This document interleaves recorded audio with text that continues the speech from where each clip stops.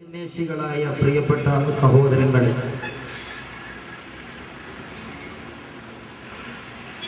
പരിശുദ്ധമായ ഇസ്ലാം ആരംഭ റസൂലുള്ളാഹി സ്വല്ലല്ലാഹു അലൈഹി വസല്ലമയുടെ പരിശുദ്ധമായ പാഠശാലയിൽ നിന്ന് ശിഷ്യത്വം സ്വീകരിച്ച് ഇസ്ലാമിന്റെ തനതായ കർമ്മവും വിശ്വാസവും മനതലങ്ങളിൽ ആവാഹിച്ചെടുത്ത് ലോകത്തിന്റെ തെരുവുകളിൽ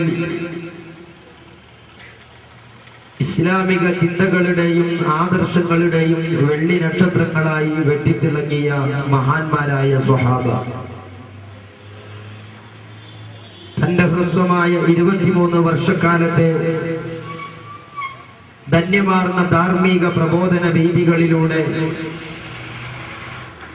തന്റെ പ്രബോധനത്തിന് പരിസമാപ്തി കുറിക്കുന്നതിലേക്ക് സൂചനകൾ നൽകി വിശുദ്ധമായ ഹജ്ജത്തുൽ വദാഇലെ ചരിത്ര പ്രസിദ്ധമായ പ്രഭാഷണത്തിൽ അവിടുത്തെ സ്വഹാബത്തിനോട് അല്ലാഹു സുബ്ഹാനഹു വ തആലയുടെ പ്രവാചകൻ ചോദിക്കുകയാണ്, ദഅവത്തിന് വേണ്ടി എന്നിലേക്ക് അർപ്പിക്കപ്പെട്ട മഹിതമായ ഈ മതത്തിന്റെ മൂല്യങ്ങളെയും ചിന്തകളെയും പ്രിയപ്പെട്ട വിശ്വാസികളെ നിങ്ങളിലേക്ക് ഞാൻ കൈമാറി തന്നിട്ടില്ലയോ എന്ന അന്വേഷണം തന്റെ പ്രബോധനത്തിന്റെ സത്യസാക്ഷികളായി അവിടുത്തെ അനുയായികളെ ലോകത്തിന്റെ മുമ്പിൽ പ്രദർശിപ്പിച്ചുകൊണ്ട് പ്രവാചകൻ ചോദിക്കുമ്പോൾ ആരംഭ റസൂലുള്ളാഹി സ്വല്ലല്ലാഹു അലൈഹി വസല്ലമ തങ്ങളോട് അവിടുത്തെ അനുയായികൾ നൽകിയ പ്രത്യുത്തരം ബലാ യാ റസൂലല്ലാഹ്, ബലാ യാ റസൂലല്ലാഹ്. പ്രവാചകരെ, അവിടുത്തെ പ്രബോധന കാലഘട്ടത്തിൽ അവിടുത്തെ ഉമ്മത്തിലേക്ക് കൈമാറാൻ അല്ലാഹു അങ്ങയിൽ ഏൽപ്പിച്ച ഈ ഇലാഹിയായ ദർശനങ്ങളിൽ വള്ളിക്ക് പുള്ളിക്ക് വ്യത്യസ്തങ്ങളില്ലാതെ അങ്ങ് ഞങ്ങളിലേക്ക് ഏൽപ്പിച്ചിട്ടുണ്ട് പ്രവാചകരെ. ലക്ഷക്കണക്കായ അവിടുത്തെ അനുയായികളുടെ ഏകകണ്ഠമായ പ്രത്യുത്തരം ലോകത്തിന്റെ മുമ്പിൽ റസൂലുള്ളാഹി സമർപ്പിച്ചുകൊണ്ട് പ്രവാചകന്റെ പ്രബോധനം പൂർത്തിയാക്കിയെന്നും ആ പൂർണ്ണമായ പ്രബോധന ചിന്തകളെ അവിടുത്തെ അനുയായികൾ ആവാഹിച്ചെടുത്തു എന്നും ലോകത്തിന്റെ മുമ്പിൽ സാക്ഷ്യപ്പെടുത്തി നബി സല്ലല്ലാഹു അലൈഹി വസല്ലം തങ്ങൾ അവിടുത്തെ സ്വഹാബത്തിനോട് ആവശ്യപ്പെടുകയാണ്, എന്റെ കർമ്മങ്ങളിൽ നിന്ന്, എന്റെ ചിന്തകളിൽ നിന്ന്, എന്റെ കർമ്മമണ്ഡലങ്ങളിൽ നിന്നും പാഠശാലകളിൽ നിന്നും ഈ മതത്തിന്റെ പ്രൗഢോജ്വല കിരണങ്ങളെ ആവാഹിച്ചെടുത്ത വിശ്വാസികളെ ലോകത്തിന്റെ വിവിധങ്ങളായ ദിക്കുകളിൽ അധർമ്മത്തിന്റെയും അരാജകത്വത്തിന്റെയും വൻ മതിൽക്കെട്ടുകൾക്കിടയിൽ കൂരിരുട്ടിന്റെ കരിമ്പടം പുതക്കുന്ന ഒട്ടനവധി ജനവിഭാഗങ്ങളുടെ മനതലങ്ങളിലേക്ക് ഈ പ്രകാശജാലകളെ, ഈ മതത്തിന്റെ ചിന്താ കിരണങ്ങളെ കൈമാറാൻ ഞാൻ ഞങ്ങളെ ഏൽപ്പിക്കുകയാണ്. ഈ ചിന്തകൾ സർവകാലികവും ജനീനവുമാണ്. ഇനിയൊരു പ്രവാചകൻ ഒരു പ്രദേശത്ത് കടന്നു വരാനില്ലെന്നും ആ പ്രവാചകനായി പരലക്ഷം വരുന്ന പ്രവാചക ശൃംഖലയുടെ പരിസമാപ്തിയാണ് എന്നിലൂടെ ലോകം ദർശിച്ചതെന്നും ഇനി എന്റെ ഈ പ്രബോധനം ഏറ്റെടുക്കേണ്ടത് നിങ്ങളും നിങ്ങളിൽ നിന്ന് ഇത് കൈമാറിക്കിട്ടുന്ന ഇസ്ലാമിക സമുദായത്തിലെ പണ്ഡിത നേതൃത്വവുമാണെന്ന് അള്ളാന്റെ പ്രവാചകൻ കൽപ്പിക്കുകയാണ്. ചരിത്രം രേഖപ്പെടുത്തുന്നു, അന്ന് പ്രവാചകന്റെ ചരിത്ര പ്രസിദ്ധമായ പ്രഭാഷണം കണ്ടവർ കേട്ടവർ ആ അനുയായികളിൽ വളരെ ചുരുങ്ങിയ ആളുകൾക്ക് സ്വന്തം ജന്മനാട്ടിൽ മരണപ്പെടാൻ അവസരം കിട്ടിയുള്ളൂ. ബാക്കിയുള്ള പ്രവാചകന്മാരുടെ പ്രവാചകന്റെ ശിഷ്യഗണങ്ങൾ എവിടെ പോയി? ഫല്യുബല്ലിഗ് ഷാഹിദുൽ ഗായിബ, ഫല്യുബല്ലിഗ് ഷാഹിദുൽ ഗായിബ. എന്റെ പാഠശാലയിലെ മതത്തിന്റെ പ്രൗഢോജ്വല കിരണങ്ങൾ ലോകത്തിന്റെ തെരുവുകളിലേക്ക് കൈമാറി കൊടുക്കേണ്ടത് നിങ്ങളുടെ ബാധ്യതയും കർത്തവ്യവുമാണെന്ന് അല്ലാഹുവിന്റെ പ്രവാചകൻ ലോകത്തിൽ തന്റെ അനുയായികളോട് ആവശ്യപ്പെടുമ്പോൾ ആ ആവശ്യത്തെ ജീവിത കർമ്മമതങ്ങളിൽ അന്വർത്ഥമാക്കി ലോകത്തിന്റെ വിവിധ ദിക്കുകളിലേക്ക് പ്രവാചക ശിഷ്യന്മാർ കടന്നുപോയതുകൊണ്ടാണ് സ്വഹാബികളിൽ ആപാലവൃത്തം വരുന്ന അനുയായികൾക്ക് സ്വന്തം ജന്മനാട്ടിൽ ജീവിക്കാനും മരണപ്പെടാനും അവസരം കിട്ടാതെ പോയത്. അവർ നടത്തിയത് ധീരമായ കാൽവെപ്പുകളായിരുന്നു. അവരുടെ പ്രവർത്തനം ജീവിതത്തിലെ ധന്യമായ മുഹൂർത്തങ്ങളും സത്യസാക്ഷ്യത്തിന്റെ കയ്യൊപ്പുകളുമായിരുന്നു. അവരന്ന് നിർവഹിച്ച ത്യാഗ ഗോചരമായ പ്രബോധനം ഇസ്ലാമിക ചരിത്രത്തിൽ തുല്യതയില്ലാത്ത പ്രവർത്തനത്തിന്റെ മകുടോദാഹരണമായി ത്യാഗത്തിന്റെ പ്രതിബിംബങ്ങളും പ്രബോധന പ്രതീകങ്ങളുമായി രേഖപ്പെടുത്തുവാൻ പര്യാപ്തമായ രൂപത്തിൽ ചരിത്രത്തിൽ പ്രതിഫലനാൻ കഴിയുന്ന പ്രവർത്തനമായിരുന്നു അവരിൽ നിന്ന് ലോകം കണ്ടത്. ഇസ്ലാമിനെ സംബന്ധിച്ചിടത്തോളം, കേരളീയ മുസ്ലിങ്ങളെ സംബന്ധിച്ചിടത്തോളം ആ ധന്യരാകുന്ന പ്രവാചക ശിഷ്യന്മാരുടെ കൈത്തലങ്ങളിൽ നിന്ന് ഇസ്ലാമിന്റെ വിശ്വാസ ചിന്തകളെയും കർമ്മകാണ്ഡങ്ങളെയും ആവാഹിച്ചെടുക്കാൻ ഭാഗ്യം ലഭിച്ച ഒരു വിശുദ്ധമായ ഇസ്ലാമിന്റെ തനിമ നിലകൊള്ളുന്ന രാജ്യമാണ് കേരളം. ആമുഖമായി ഒന്നുകൂടി സൂചിപ്പിക്കുകയാണ്, ഇസ്ലാമിന്റെ പ്രബോധന കഥ പറയുമ്പോൾ, ഇസ്ലാമിന്റെ ലോകത്തിന്റെ സാധ്യതകൾ പറയുമ്പോൾ, ലോക സമൂഹത്തിൽ ഇന്ന് ഇസ്ലാം വെച്ചു പുലർത്തുന്ന സ്വാധീനവും അതിന്റെ പ്രചാരവും നമ്മൾ വിളിച്ചു പറയുമ്പോൾ, ദൃശ്യമാധ്യമങ്ങളിലൂടെ, ചാനലുകളിലൂടെ ഈ മതം പ്രചരിപ്പിക്കപ്പെട്ടത് വാൾത്തലപ്പുകൊണ്ടും അക്രമ പരമ്പരകളെ കൊണ്ടുമാണെന്ന് ചരിത്രത്തിൽ രേഖപ്പെടുത്തിക്കൊണ്ടിരിക്കുമ്പോൾ, ഇസ്ലാമിന്റെ ചരിത്രം, ആ ഇസ്ലാമിന്റെ ചരിത്രം ലോകത്തോട് പറയുന്ന വസ്തുതയുണ്ട്. മഹാനായ സയ്യിദുനാ റസൂലുള്ളാഹി സ്വല്ലല്ലാഹു അലൈഹി വസല്ലം തങ്ങളുടെ പാഠശാലയിൽ നിന്ന് പ്രബോധന ദൗത്യവുമായി പുറപ്പെട്ട അനുയായികൾ വിവിധങ്ങളായ പ്രതലങ്ങളിലൂടെ, പ്രവിശ്യകളിലൂടെ പ്രബോധന ദൗത്യവുമായി കടന്നുപോയപ്പോൾ മസിൽ പവറിന്റെയും ആൾബലത്തിന്റെയും ആയുധ ബലത്തിന്റെയും പേരിൽ ഇസ്ലാം ലോകത്ത് അടിച്ചേൽപ്പിക്കുകയോ പ്രചരിപ്പിക്കുകയോ ചെയ്തതായി ചരിത്രത്തിലില്ല. കേരളം അതിന് സാക്ഷിയ. മഹാനായ സയ്യിദുനാ മാലിക് ദീനാർ റളിയല്ലാഹു അൻഹു ഉൾപ്പെടെയുള്ള സാർത്ഥവാഹക സംഘം ആർത്തിരമ്പുന്ന തിരമാലകളിൽ, ആടി ഉലയുന്ന പ്രായക്കപ്പലുകളിൽ യാത്ര ചെയ്തുകൊണ്ട് കേരളത്തിന്റെ കടൽ തീരത്ത് കപ്പലിറങ്ങുമ്പോൾ ആ സാർത്ഥവാഹക സംഘത്തിന്റെ കൈകളിൽ ഉണ്ടായിരുന്നത് ആയുധങ്ങളായിരുന്നില്ല, മറിച്ച് മനുഷ്യന്റെ മുമ്പിൽ സ്നേഹവും ആദരവും ബഹുമാനവും മാനുഷികതയും മാനവികതയും ഉദ്ഘോഷിക്കാൻ കഴിയുന്ന ഉദാത്തമായ ഒരു ചിന്തയുടെ ഉജ്ജ്വലമായ പ്രബോധനത്തിന്റെ പ്രതികരണമായിരുന്നു കേരളം കണ്ടത്. അന്നത്തെ സാഹചര്യം ദൈവത്തിന്റെ കാൽപാദങ്ങളിൽ നിന്നും മോശപ്പെട്ട ആലോചനകളിൽ നിന്നുമാണ് ഈ രാജ്യത്തെ ദലിതരെയും പുലയരെയും ചെറുമനെയും പടക്കപ്പെട്ടിട്ടുള്ളത്. അതുകൊണ്ട് തന്നെ ഈ രാജ്യത്തെ ദലിതനും അവരുൾപ്പെടുന്ന അവർണ ജനവിഭാഗങ്ങൾക്ക് ഇവിടെ അമ്പലക്കുളത്തിൽ കയറുവാനോ, അവരുടെ ഹൈന്ദവ ദേവാലയങ്ങളിൽ കടന്നു ചെല്ലാനോ, ഹൈന്ദവ പുരാണങ്ങൾ വായിച്ചെടുക്കുവാനോ സ്വാതന്ത്ര്യം നിഷേധിക്കപ്പെട്ട ഒരു പ്രത്യേകമായ സാമൂഹിക സാഹചര്യത്തിൽ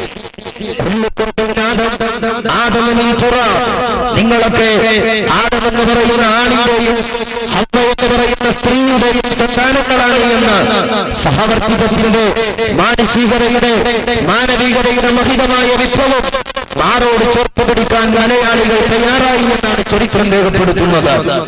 അങ്ങനെ അങ്ങകലേക്ക് മാറ്റി നിർത്തപ്പെട്ട ഈ രാജ്യത്തെ പിന്നോക്ക ജനവിഭാഗങ്ങൾ ആ പൊന്നാനിയിൽ പോയി തൊപ്പിയിട്ട് തിരിച്ചെത്തിയാൽ വിശുദ്ധമായ പള്ളിയുടെ പരമോന്നതമായ മിഹ്റാബിൽ കയറി ഭജനമിരിക്കാനും എഴുത്തുകാത്തിരിക്കാനുമുള്ള പരിപൂർണമായ സ്വാതന്ത്ര്യം നൽകപ്പെടുന്ന പ്രത്യാശാസ്ത്രമാണ് വിശുദ്ധ ഇസ്ലാം.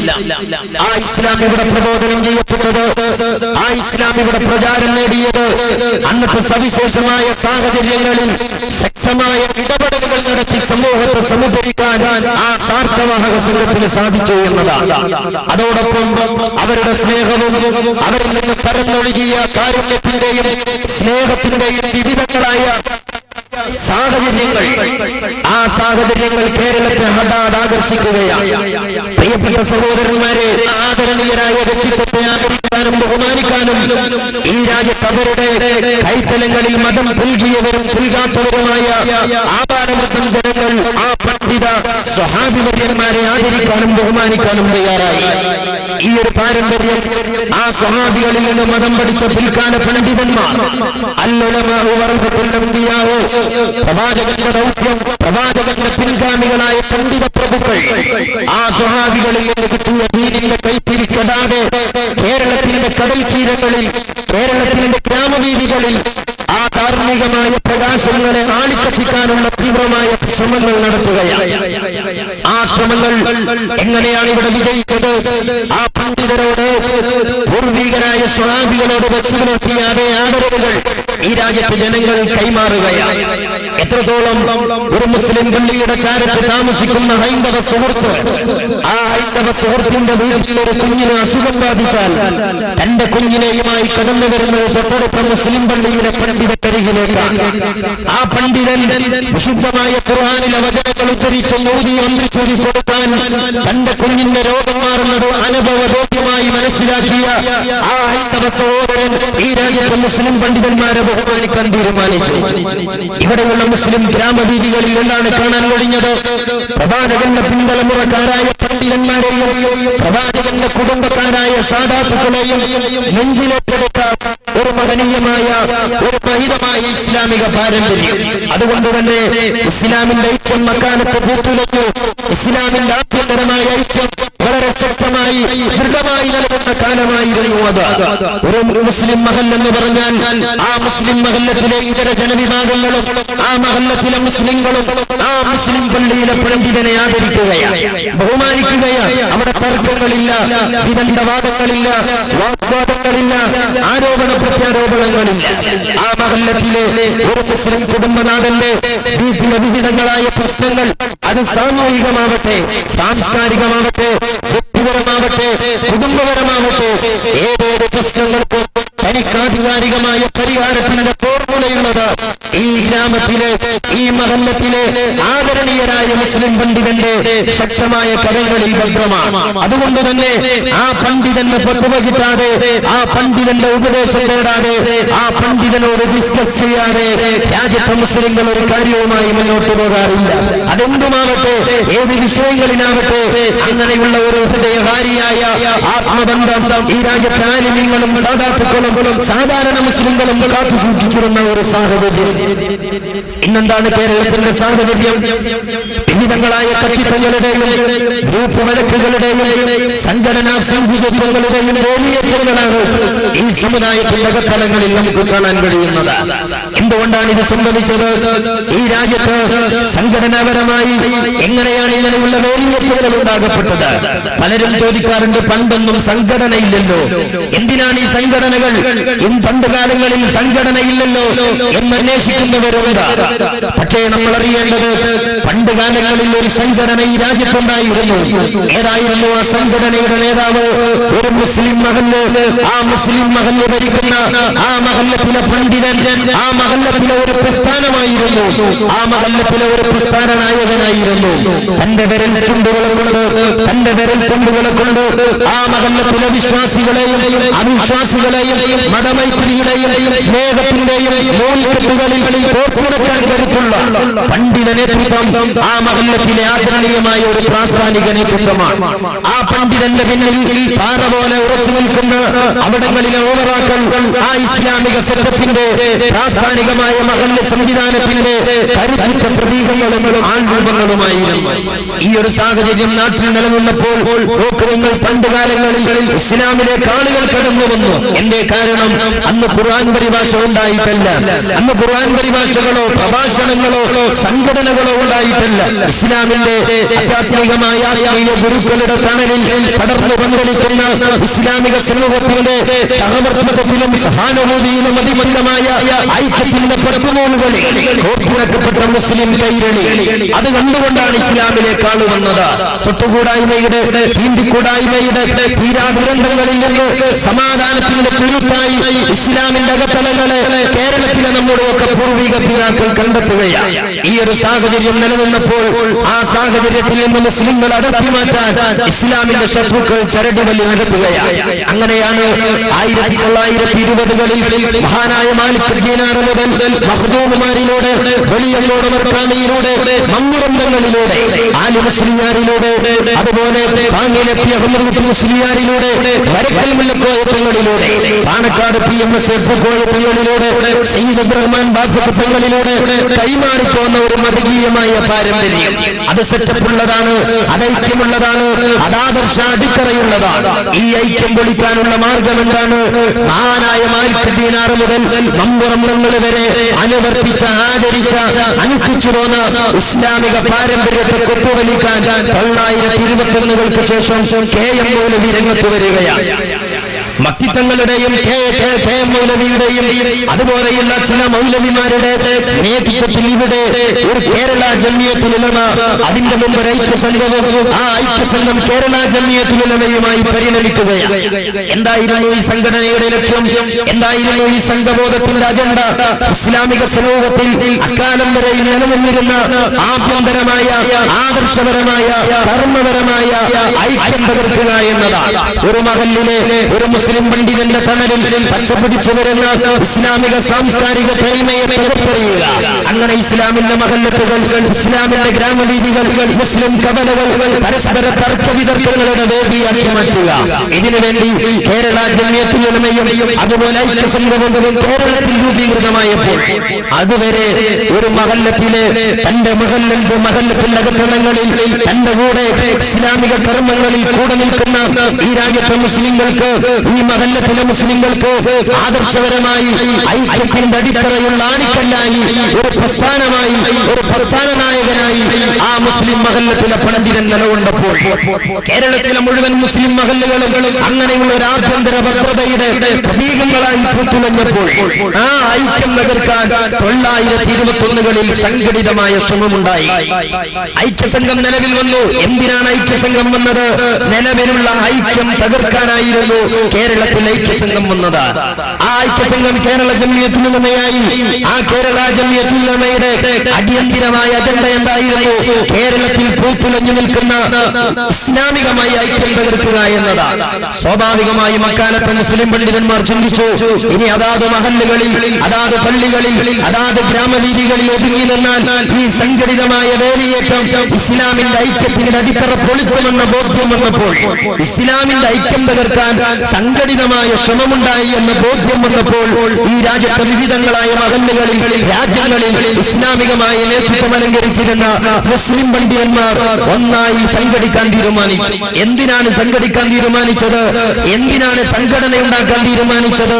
സംഘടിതമായി ഇസ്ലാമിക സമുദായത്തിന്റെ ഐക്യം തകർക്കാൻ ഇവിടെ ആളുകൾ കടന്നു വന്നിട്ടുണ്ട്. ആ സംഘടിതമായ ശ്രമത്തെ തകർക്കാൻ ഇനി വേണ്ടത് ഒറ്റയാൾ പോരാട്ടമല്ല, അതിന് സംഘടിതമായ ശ്രമമാണ് വേണ്ടത്.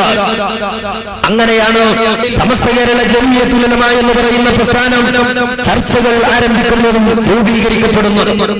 അങ്ങനെ സമസ്ത കേരള ജംഇയ്യത്തുൽ ഉലമ രൂപവൽക്കരിക്കുകയും മഹാനായ പാങ്ങിലെ പി അഹമ്മദ് കുട്ടി മുസ്ലിയാരും വരക്കൽ മുല്ലക്കോയകളും ആ സമസ്തയുടെ സ്ഥാപക നേതാക്കളായി സമൂഹ മധ്യത്തിലേക്ക് ഇറങ്ങി വന്നു. എന്തായിരുന്നു മുമ്പിലുണ്ടായിരുന്ന അജണ്ട? അക്കാലം വരെ സ്വഹാബത്തിൽ നിന്ന് പകർന്നു കിട്ടിയ ആചാരങ്ങളെയും അനുഷ്ഠാനങ്ങളെയും കൈത്തലങ്ങളിൽ ആവാഹിച്ചെടുത്ത് കടന്നുപോയ മുസ്ലിങ്ങളുടെ ആധികാരികമായ ഐക്യം നിലനിർത്തുക എന്നതായിരുന്നു. ആ ഐക്യം തകർക്കാൻ വന്ന അവാന്തര വിഭാഗങ്ങളോട് സംഘടിതമായി സമരം ചെയ്യുക എന്നതായിരുന്നു. അങ്ങനെ സമസ്ത രൂപീകരിച്ച് സമസ്ത എന്തു ചെയ്തു? അവസരോചിതമായ തീരുമാനങ്ങളും നിലപാടുകളും എടുത്തു. അതാത് കാലഘട്ടങ്ങളിൽ സംഘടിതമായ മുന്നേറ്റം, സംഘടന ഈ കേരളത്തിൽ ഉണ്ടാകുന്നതിന് മുമ്പ് തന്നെ പ്രിയപ്പെട്ട സഹോദരന്മാരെ, ഈ രാജ്യത്ത് മുസ്ലിം പണ്ഡിതന്മാർ അവസരോചിതമായ നേതൃത്വം കൊണ്ട് മുസ്ലിങ്ങളെ ധന്യമാക്കിയിരുന്നു. അതാണ് ഖിലാഫത്ത് ലഹള നമുക്ക് നൽകുന്ന പാഠം. ആ കാലഘട്ടത്തിൽ ഒരു സമരം ആവശ്യമാണെന്ന് തോന്നിയപ്പോൾ അങ്ങനെയുള്ള പണ്ഡിതന്മാർ ഒരു സമര പോരാട്ടത്തിന് ഇറങ്ങുകയാണ്. സാഹചര്യപരമായ അനിവാര്യതകളിൽ ഇറങ്ങുകയും ഇടപെടുകയും ചെയ്ത ഒരു പാരമ്പര്യമാണ് ലോകത്തെന്ന പോലെ കേരളത്തിലെ ഇസ്ലാമിക പണ്ഡിതന്മാർക്കുള്ളത്. സമസ്ത കേരള ജംഇയ്യത്തുൽ ഉലമ അങ്ങനെയുള്ള ഒരു അനിവാര്യമായ ഇടപെടലിന്റെയും ഒരു അനിവാര്യമായ സാഹചര്യത്തിന്റെയും സൃഷ്ടിയായിരുന്നു സമസ്ത കേരള ജംഇയ്യത്തുൽ ഉലമ. ആ ജംഇയ്യത്തുൽ ഉലമയുടെ ലക്ഷ്യം എന്താണ്? ആവാന്തര വിഭാഗങ്ങൾ ഐക്യം തകർക്കാൻ വരുമ്പോൾ ഇസ്ലാമിന്റെ ഐക്യത്തെ ഭദ്രമാക്കി നിലനിർത്തുക എന്നതായിരുന്നു. അങ്ങനെ പ്രിയപ്പെട്ട സഹോദരങ്ങളെ, സമസ്ത കേരള ജംഇയ്യത്തുൽ ഉലമയുടെ കഴിഞ്ഞ കടന്നുവരവുകൾ ഓരോന്നും പരിശോധിച്ചു നോക്കിയാൽ അവിടങ്ങളിലൊക്കെ കാലാനുസൃതമായ ഇടപെടലുകളും നേതൃത്വവും സമസ്ത നടത്തിയിട്ടുണ്ട്. അങ്ങനെയാണ് ഒരു കാലത്ത് ഇവിടെയുള്ള ഓത്തുപള്ളികൾ ഒന്നുകൂടി പരിഷ്കരിച്ച് ഇസ്ലാമിന്റെ മതപാഠശാലയെ ഒന്നുകൂടി ശാസ്ത്രീയമായ സംവിധാനങ്ങളിലൂടെ രൂപപ്പെടുത്തേണ്ടി വരികയും ഇസ്ലാമിക വിദ്യാഭ്യാസത്തെ സമകാലിക വിദ്യാഭ്യാസ സാഹചര്യങ്ങളോട് സമരസപ്പെടുന്ന രൂപത്തിൽ പരിവർത്തിതമാക്കാൻ വേണ്ടി സമസ്ത കേരള ഇസ്ലാം മത വിദ്യാഭ്യാസ ബോർഡ് രൂപീകരിക്കാൻ മൗലാന എം എ അബ്ദുൽ ഖാദർ മുസ്ലിയാർ, കരുവണക്കുന്ന മുസ്ലിയാർ ഉൾപ്പെടെയുള്ള അങ്ങനെയുള്ള നേതാക്കൾ അള്ളാഹു ആഫിയത്തുള്ള ദീർഘായുസ്സ് കൊണ്ട് അനുഗ്രഹിക്കുമാറാവട്ടെ. അങ്ങനെയുള്ള നേതാക്കൾ രംഗത്ത് വന്നു. എന്തേ കാരണം? ഇവിടെ മതവിദ്യാഭ്യാസം ഒന്നുകൂടി വ്യവസ്ഥാപിതമായി വളരേണ്ടതുണ്ട്. അങ്ങനെയാണ് സമസ്ത കേരള ഇസ്ലാം മതവിദ്യാഭ്യാസ ബോർഡ് രൂപീകരിക്കപ്പെടുന്നത്. മൗലാന എം എ ഉസ്താദിന്റെയും കരുവണ ഉസ്താദിന്റെയും ഒക്കെ കാൽമടമ്പുകൾ നടന്ന് തേഞ്ഞു പോകുന്നതിന് മുമ്പ് വരെ ഈ ഗ്രാമങ്ങളിലൂടെ കേരളത്തിന്റെ ഗ്രാമവീഥികളിലൂടെ ആ പണ്ഡിതന്മാരും ഉമറാക്കളും നടന്ന് കേരളത്തിന്റെ വിവിധങ്ങളായ ദിക്കുകളിൽ മതവിദ്യാഭ്യാസ സ്ഥാപനങ്ങൾ ഉണ്ടാക്കിയെടുത്തു.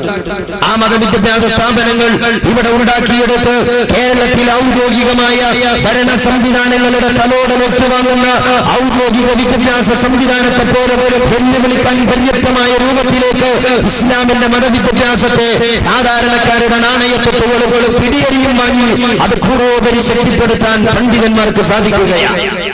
ഇനി നിങ്ങൾ നോക്ക്, കാലങ്ങൾ കടന്നുപോയപ്പോൾ ഇന്ത്യ രാജ്യത്തെ മുസ്ലിങ്ങൾ ഇന്ത്യയുടെ വളർച്ചയോടുകൂടെ, ഇന്ത്യയുടെ വളർച്ചക്കൊപ്പം, ഇന്ത്യയുടെ മുന്നേറ്റത്തിനൊപ്പം, ഇന്ത്യയുടെ വികാസത്തിനൊപ്പം ഈ രാജ്യത്തെ മുസ്ലിം പിന്നോക്ക ജനവിഭാഗങ്ങൾ വളരുന്നില്ല, വികസിക്കുന്നില്ല എന്ന ബോധ്യം സമസ്ത കേരള ജംഇയ്യത്തുൽ ഉലമയുടെ സമുന്നതരായ നേതാക്കളുടെ മുമ്പിൽ ചർച്ചയ്ക്ക് വരുമ്പോൾ, അങ്ങനെയുള്ള ഒരു ചർച്ചയിൽ നിന്നാണ് 3 പതിറ്റാണ്ട് മുമ്പ് ഖമറുൽ ഉലമ കാന്തപുരമെത്തിയ അബൂബക്കർ മുസ്ലിയാരുടെ ശക്തമായ നേതൃത്വത്തിൽ ഈ രാജ്യത്ത് കാരന്തൂറിലെ കേരത്തോപ്പുകളിൽ കാരന്തൂർ മർക്കസ് എന്ന് പറയുന്ന മഹാവൈജ്ഞാനിക വെളുപ്പുമാടത്തിന് ശിലയിടുന്നത്.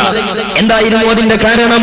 ഇന്ത്യ രാജ്യത്തെ മുസ്ലിങ്ങളുടെ അടിസ്ഥാനപരമായ പ്രശ്നങ്ങളെ കുറിച്ചുള്ള ആലോചനയും ചിന്തയുമാണ് മർക്കസിന് ജന്മം നൽകാൻ ഖമറുൽ ഉലമ കാന്തപുരത്തിന് പ്രചോദനം നൽകിയത്. കാരണം രാജ്യത്തെ മുസ്ലിങ്ങൾ അനുഭവിക്കുന്ന പ്രശ്നങ്ങൾ അതിപ്രധാനമായി 2 എണ്ണമുണ്ട്. ഒന്ന്, രാജ്യത്തെ മുസ്ലിങ്ങളിൽ ആത്മീയമായ പുഴുക്കുത്ത് കടന്നു വന്നിട്ടുണ്ട്. മഹാനായ മന്ത്രങ്ങൾ ഉൾപ്പെടെയുള്ള കഴിഞ്ഞകാല മുസ്ലിം നേതാക്കളുടെ, പണ്ഡിതന്മാരുടെ, സാദാത്തുക്കളുടെ മനതലങ്ങളിൽ ആവാഹിച്ചെടുത്തതും അവരുടെ മനസ്സുകളിൽ അങ്കുരിച്ചതും അവരുടെ മനസ്സുകളിൽ നിന്ന് സമകാലികരായ മുസ്ലിം സമുദായം ആവാഹിച്ചെടുക്കുകയും ചെയ്ത ധന്യമായ ആധ്യാത്മിക ചൈതന്യത്തിന്റെ വജ്രായുധം വിശ്വാസികളുടെ മനതലങ്ങളിൽ പുഴുക്കുത്ത് ബാധിച്ച് കേടുവന്ന സാഹചര്യം. രണ്ടാമതായി, രാജ്യത്തെ വിശ്വാസികൾ സാമൂഹികമായ മുഖ്യധാരയിൽ നിന്നേറെ പിറകില. ചരിത്രപരമായ കാരണങ്ങളാൽ സാമൂഹികമായ മുഖ്യധാരയിൽ നിന്ന് ഈ സമുദായം പിറകോട്ട് പോയി. ആ ധാരണയും കണ്ടെത്തലും വളരെ ശരിയായിരുന്നു എന്ന് അടുത്ത കാലത്ത് നമ്മൾ കേട്ട നരേന്ദ്ര കമ്മീഷൻ റിപ്പോർട്ടിലൂടെയും സച്ചാർ സമിതി റിപ്പോർട്ടിലൂടെയും സമുദായത്തിന് വ്യക്തമായ ബോധ്യം വരുന്നുണ്ട്. രാജ്യത്തെ മുസ്ലിങ്ങൾ ഇതര സമൂഹത്തോടുകൂടെ ഇല്ല. ഇതര സമൂഹത്തോടുകൂടെ ഓടാനും ഓടിയെത്താനും ഈ സമുദായത്തിന് കഴിഞ്ഞിട്ടില്ല. 2 പ്രശ്നങ്ങൾ മുസ്ലിം സമുദായത്തിന്റെ മുമ്പിലുണ്ട്. ഒന്ന്, മുസ്ലിം സമുദായം ഈ രാജ്യത്ത് ആത്മീയമായി പിറകോട്ട് പോയി. രണ്ടാമതായി, മുസ്ലിം സമുദായം സാമൂഹിക മുഖ്യധാരയിൽ നിന്ന് വിദ്യാഭ്യാസത്തിന്റെ, വിജ്ഞാനത്തിന്റെ അഭാവം കൊണ്ട് പിറകോട്ട് പോയി എന്ന് കാന്തപുരം ഉസ്താദ് മനസ്സിലാക്കുകയാണ്. അദ്ദേഹത്തിന്റെ കൂടെയുള്ള പണ്ഡിതന്മാരും സാദാത്തുക്കളും തിരിച്ചറിയുകയാണ്. അങ്ങനെയാണ് 3 പതിറ്റാണ്ട് മുമ്പ് ഖമറുൽ ഉലമ കാന്തപുരം ഉസ്താദിന്റെ ശക്തമായ നേതൃത്വത്തിൽ കാരന്തൂർ മർക്കസിന് മഹോന്നതന്മാരായ നേതാക്കൾ തറക്കല്ലിടുന്നത്. പ്രിയപ്പെട്ട സഹോദരങ്ങളെ, ഇവിടെ നമ്മൾ വിലയിരുത്തുകയും ഇവിടെ നിന്ന് നമ്മൾ അടിസ്ഥാനപരമായി ആലോചിക്കുകയും ചെയ്യുമ്പോൾ ആ മർക്കസ് ഇന്ന് വളർന്നിട്ടുണ്ട്. ആ മർക്കസ് ഇന്ന് വളർന്നു പന്തലിച്ചിട്ടുണ്ട്. കേരളത്തിൽ എന്ന് മാത്രമല്ല, ഇന്ത്യൻ ദേശീയതയുടെ മുഴുവൻ മേഖലകളിലും മുസ്ലിം സമുദായത്തിന്റെ നവോത്ഥാന വീഥികളെ തുറന്നു വെക്കുന്ന അതിപ്രധാനമായ ഒരു വൈജ്ഞാനിക വെളുപ്പുപാടമായി കാരന്തൂർ മർക്കസ് പരിലസിച്ചുകൊണ്ടിരിക്കുകയാണ്. ഒരു കാലത്ത് പട്ടിക്കാട് ജാമിഅ നൂരിയ എന്ന് പറയുന്ന സ്ഥാപനത്തിന് ബഹുമാനപ്പെട്ട പട്ടിക്കാട് ബാപ്പു ഹാജി ഏതാനും ഏക്കർ സ്ഥലം നൽകിയപ്പോൾ അന്നത്തെ കഠിനാധ്വാനത്തിന്റെ പേരിൽ തറക്കല്ലിട്ടുണ്ടാക്കിയ ഏതാനും ബിൽഡിങ്ങുകളും ഏതാനും പണ്ഡിതന്മാരും മാറ്റിവെച്ചാൽ ആ സ്ഥാപനം ഇന്ന് വട്ടപൂജ്യമായി മാറിയിട്ടുണ്ടെങ്കിൽ, ഒരു സംഘടനയുടെ, ഒരു സ്ഥാപനത്തിന്റെ ഒരു സമ്മേളനമോ പരിപാടികളോ വെക്കുമ്പോൾ അതാത് സ്ഥാപനങ്ങളുടെയും സംഘടനകളുടെയും നയങ്ങളും സമീപനങ്ങളും നേട്ടങ്ങളും സമൂഹത്തോട് പറയാനില്ലാത്തത് കൊണ്ടാണ് പലപ്പോഴും ബോലി കയറാനും മതിൽ ചാടാനും ചില ആളുകൾ തയ്യാറാകുന്നത്. സ്വന്തം അസ്തിത്വം സമൂഹത്തിൽ പരിചയപ്പെടുത്തണം, സ്വന്തം വ്യക്തിത്വം സമുദായത്തിൽ അടയാളപ്പെടുത്തണം. ഞങ്ങളെ സംബന്ധിച്ചിടത്തോളം സമൂഹത്തിന്റെ മുമ്പിൽ എഴുന്നേറ്റ് നിൽക്കുമ്പോൾ ഖമറുൽ കാന്തപുരം ആരാണെന്ന് സമൂഹത്തോട് പറയാൻ ഞങ്ങൾക്ക് സാധിക്കും. അദ്ദേഹം നേതൃത്വം കൊടുക്കുന്ന സമസ്ത കേരള ജംഇയ്യത്തുൽ ഉലമയുടെ തന്റേടവും സ്വാധീനവും എന്താണെന്ന് സമൂഹമധ്യത്തിൽ ഉറക്കെ പറയാനുള്ള ആർജവബോധം ഞങ്ങളെ സംബന്ധിച്ചിടത്തോളം ഉണ്ട്. അതേ സമയത്ത് അതില്ലാത്ത ആളുകൾ ശൂന്യതയിൽ ചിത്രം വരക്കുന്നവർക്ക് പലപ്പോഴും സ്വന്തം വൈകൃതങ്ങളല്ലാതെ സുഹൃത്തുക്കൾ സമൂഹത്തോട് പറയാനുണ്ടാവാറില്ല. ഖമറുൽ കാന്തപുരം ഉസ്താദ് കാരന്തൂർ മർക്കസ് എന്ന പോലെ ആ മഹാമനീഷി ഇന്ന് ആഗോളതലത്തിലെ മുസ്ലിം പണ്ഡിതന്മാരുടെ നേതൃത്വത്തിലേക്ക് കടന്നു വന്നു. എങ്ങനെയാണത്? ആ കാന്തപുരം ഉസ്താദിന്റെ ത്യാഗോദരമായ പ്രവർത്തനമാണ്. അല്ലാഹു സുബ്ഹാനഹു വ തആല പരിശുദ്ധമായ ഖുർആനിൽ നൽകിയ ആഹ്വാനത്തെ ജീവിതത്തിൽ അന്വർത്ഥമാക്കിയ മഹാനായ പണ്ഡിത പ്രതിഭ അല്ലാഹുവിന്റെ ധർമ്മവീതികളിൽ ധാർമ്മികമായ പോരാട്ടത്തിന് തെരുവിലിറങ്ങി രാജ്യത്തെ ജനസമൂഹത്തിനിടയിലേക്ക് ഖമറുൽ കാന്തപുരം ഉസ്താദ് ഇറങ്ങിച്ചെന്നു. ഇപ്പോഴും നമുക്കറിയാം തന്റെ വാർദ്ധക്യ സഹജമായ താടിയും മുടിയും നിറച്ച ആ വന്യവയോധികരായ പണ്ഡിത പ്രതിഭ തന്റെ വാർദ്ധക്യ സാഹചര്യങ്ങളോട് മുഴുവനും സമരസപ്പെടാൻ തയ്യാറാകാതെ അതിനെ മുഴുവനും ചെറുത്തു തോൽപ്പിച്ച് ഒരു 18കാരന്റെ നെഞ്ചുറപ്പോടെ കേരളത്തിന്റെ തെരുവുകളിൽ ഈ സമുദായത്തിന്റെ സംസ്കാരണ സംരംഭങ്ങൾക്ക് വേണ്ടി ഉറക്കൊഴിച്ച പണ്ഡിത നേതാവ് കാന്തപുരം ഉസ്താദ് നേതാവായത് അല്ലാഹുവിന്റെ പാതയിൽ നടത്തിയ ധർമ്മ പോരാട്ടത്തിന്റെ വഴിയിൽ അദ്ദേഹത്തിന് ആർജിച്ചെടുക്കാൻ കഴിഞ്ഞ കരുത്താണ് ഖമറുൽ കാന്തപുരം ഉസ്താദിനെ നേതാവാക്കിയത്. അതല്ലാതെ എവിടെയെങ്കിലും 4 സ്റ്റേജ് കിട്ടിയാൽ ആ സ്റ്റേജിൽ മുഴുവനും ആരെയെങ്കിലും പിടിച്ച് തോന്നിവാസം പറഞ്ഞു അപഹസിക്കുകയും പരിഹസിക്കുകയും ചെയ്യുക ആ പണ്ഡിതന്റെ സ്വഭാവമായിരുന്നില്ല. അല്ലാഹുവിന്റെ റസൂൽ പറഞ്ഞത് അൽ ഹസദു യൗകുൽ ഹസന, അൽ ഹസദു യൗകുൽ ഹസന. നബി സല്ലല്ലാഹു അലൈഹി വസല്ലം പറഞ്ഞു അസൂയ അത് മനുഷ്യന്റെ നന്മകളെ തിന്നും. ഏതുപോലെ വളരെ ശരീരത്തിലായി വിറകിനെ തീ നശിപ്പിക്കുന്നത് പോലെ മനുഷ്യരെ അസൂയ നശിപ്പിച്ചു കളയുമെന്ന് സയ്യിദുനാ റസൂലുള്ളാഹി സ്വല്ലല്ലാഹു അലൈഹി വസല്ലമയുടെ പ്രഖ്യാപനം നമ്മൾ കാണുകയാണ് മുന്നിൽ. അങ്ങനെയാണ് പട്ടിക്കാട് ജാമിയയും കാരന്തൂർ മർക്കസിനെയും നമ്മൾ വിലയിരുത്തേണ്ടത്. കാന്തപുരം എന്താണ് ഇവിടെ നന്മകൾ അസൂയ തിന്നുമെന്ന് പറഞ്ഞാൽ ഒരർത്ഥത്തിൽ നമ്മൾ ചിന്തിക്കുമ്പോൾ നമുക്കൊരാളോട് അസൂയ ഉണ്ടായാൽ ആ അസൂയ ആരോടാണോ നമുക്കുള്ളത് ആ വ്യക്തി തകരണമെന്നതായിരിക്കും നമ്മുടെ അജണ്ട. നമുക്ക് വളരണം എന്നതാവുകയില്ല. നമുക്ക് വളരണം, നമുക്ക് നന്മയുണ്ടാകണം, നമുക്ക് വിപുലപ്പെടണം, നമുക്ക് ഉയരണം എന്ന അജണ്ട വെച്ച് മുന്നേറാനും പ്രവർത്തിക്കുവാനും സന്നദ്ധമാകുന്നതിനു പകരം മറ്റവനെ തകർക്കണം, മറ്റവനെ നാമാവശേഷമാക്കണം എന്ന അജണ്ട മുമ്പിൽ വരുമ്പോൾ ജാമിയാനൂരിയയിൽ തറക്കൽ അവിടെ നിൽക്കുകയും ഇറങ്ങിയ പണ്ഡിതന്മാരിൽ അപ്പുറം ഒരാളെ കേരളത്തിന് കാണാൻ കഴിയാതെ വരികയും ചെയ്യുന്ന ദുരന്തത്തിലേക്ക് ചില ആളുകൾ കടന്നുപോയി. ഖമറുൽ കാന്തപുരം ഉസ്താദ് ഒരു വേദിയിൽ, ഒരു സമൂഹത്തിൽ, ഒരു സംഘടനാ സ്റ്റേജിൽ കടന്നു വന്നാൽ മറ്റുള്ളവരെന്ത് എന്ന് പറയാനല്ല, തനിക്കെന്ത് സമൂഹത്തോട് പറയാനുണ്ട്. ഇതായിരുന്നു കാന്തപുരം ഉസ്താദിന്റെ അജണ്ട. കാന്തപുരം ഉസ്താദ് തന്റെ പ്രവർത്തനങ്ങളെ കൊണ്ട് നേതാവായി. അറിയോ സഹോദരന്മാരെ, നിങ്ങൾ തന്റെ ജീവിതത്തിലെ 24 മണിക്കൂറുകൾ, ആ 24 മണിക്കൂറും ഈ സമുദായത്തിന് വേണ്ടിയുള്ള ഓട്ടത്തിലാണ് ശേഷന. രാവിലെ കേരളത്തിലെ ഏറ്റവും വലിയ സുബഹി നിസ്കാരം നടക്കുന്ന മർക്കസിലെ മസ്ജിദുൽ ഹാമിലി എന്ന് പറയുന്ന വിശുദ്ധമായ പള്ളിയിൽ നിന്ന് ആയിരക്കണക്കിന് ടീമുകളുടെ, അനാഥകളുടെ, അഗതികളുടെ, വിവിധങ്ങളായ വിദ്യാർത്ഥികളുടെ, പണ്ഡിതന്മാരുടെ കൂടെ ആ പള്ളിയുടെ തലങ്ങളിൽ ആദ്യത്തെ സുബഹിയുടെ ജമാഅത്തിന്റെ മണിനിരന്ന് നിസ്കാരം കഴിഞ്ഞ് തന്റെ ഔറാദുകളും ദിക്റുകളും ചൊല്ലി തന്റെ ഓഫീസിലേക്ക് വന്ന സ്വസ്ഥമായി ഇരുന്ന് വിശ്രമിക്കാൻ പോലും സമയം കണ്ടെത്താതെ ആ പണ്ഡിത പ്രതിഭ നേരെ കടന്നു പോകുന്നത് തന്റെ ക്ലാസ് റൂമിലേക്കാണ്. എന്തിനാണ് അദ്ദേഹം കടന്നു പോകുന്നത്? രാവിലെ മുതൽ ആ പണ്ഡിതൻ നൂറുകണക്കായ വിദ്യാർത്ഥികൾക്ക് ക്ലാസ് എടുക്കുകയാണ്. ശ്രീലങ്കക്കാരനും അതുപോലെ ബംഗ്ലാദേശുകാരനും യുപിക്കാരനും അതുപോലെ തമിഴ്നാട്ടുകാരനും അതുപോലെ മലപ്പുറത്തുകാരനും കോഴിക്കോട്ടുകാരനും കാസർഗോട്ടുകാരുമായ നൂറുകണക്കിന് വിദ്യാർത്ഥികളുടെ മുമ്പിൽ, വിവിധങ്ങളായ യുവ പണ്ഡിതന്മാരുടെ മുമ്പിൽ അല്ലാഹുവിന്റെ റസൂലിന്റെ ഹദീസിന്റെ ക്ലാസ് എടുക്കുകയാണ് ആ പണ്ഡിതൻ. കാശ്മീരിയുണ്ട്, ബംഗാളിയുണ്ട്, യുപിക്കാരനുണ്ട്, അതുപോലെ തമിഴ്നാട്ടുകാരനുണ്ട്. വിവിധങ്ങളായ ഭാഷകളിൽ തന്റെ മുമ്പിലുള്ള കുട്ടികൾക്ക് ഇസ്ലാമിന്റെ ഹദീസുകളെ പകർന്നു കൊടുക്കുന്ന ആ പണ്ഡിതൻ.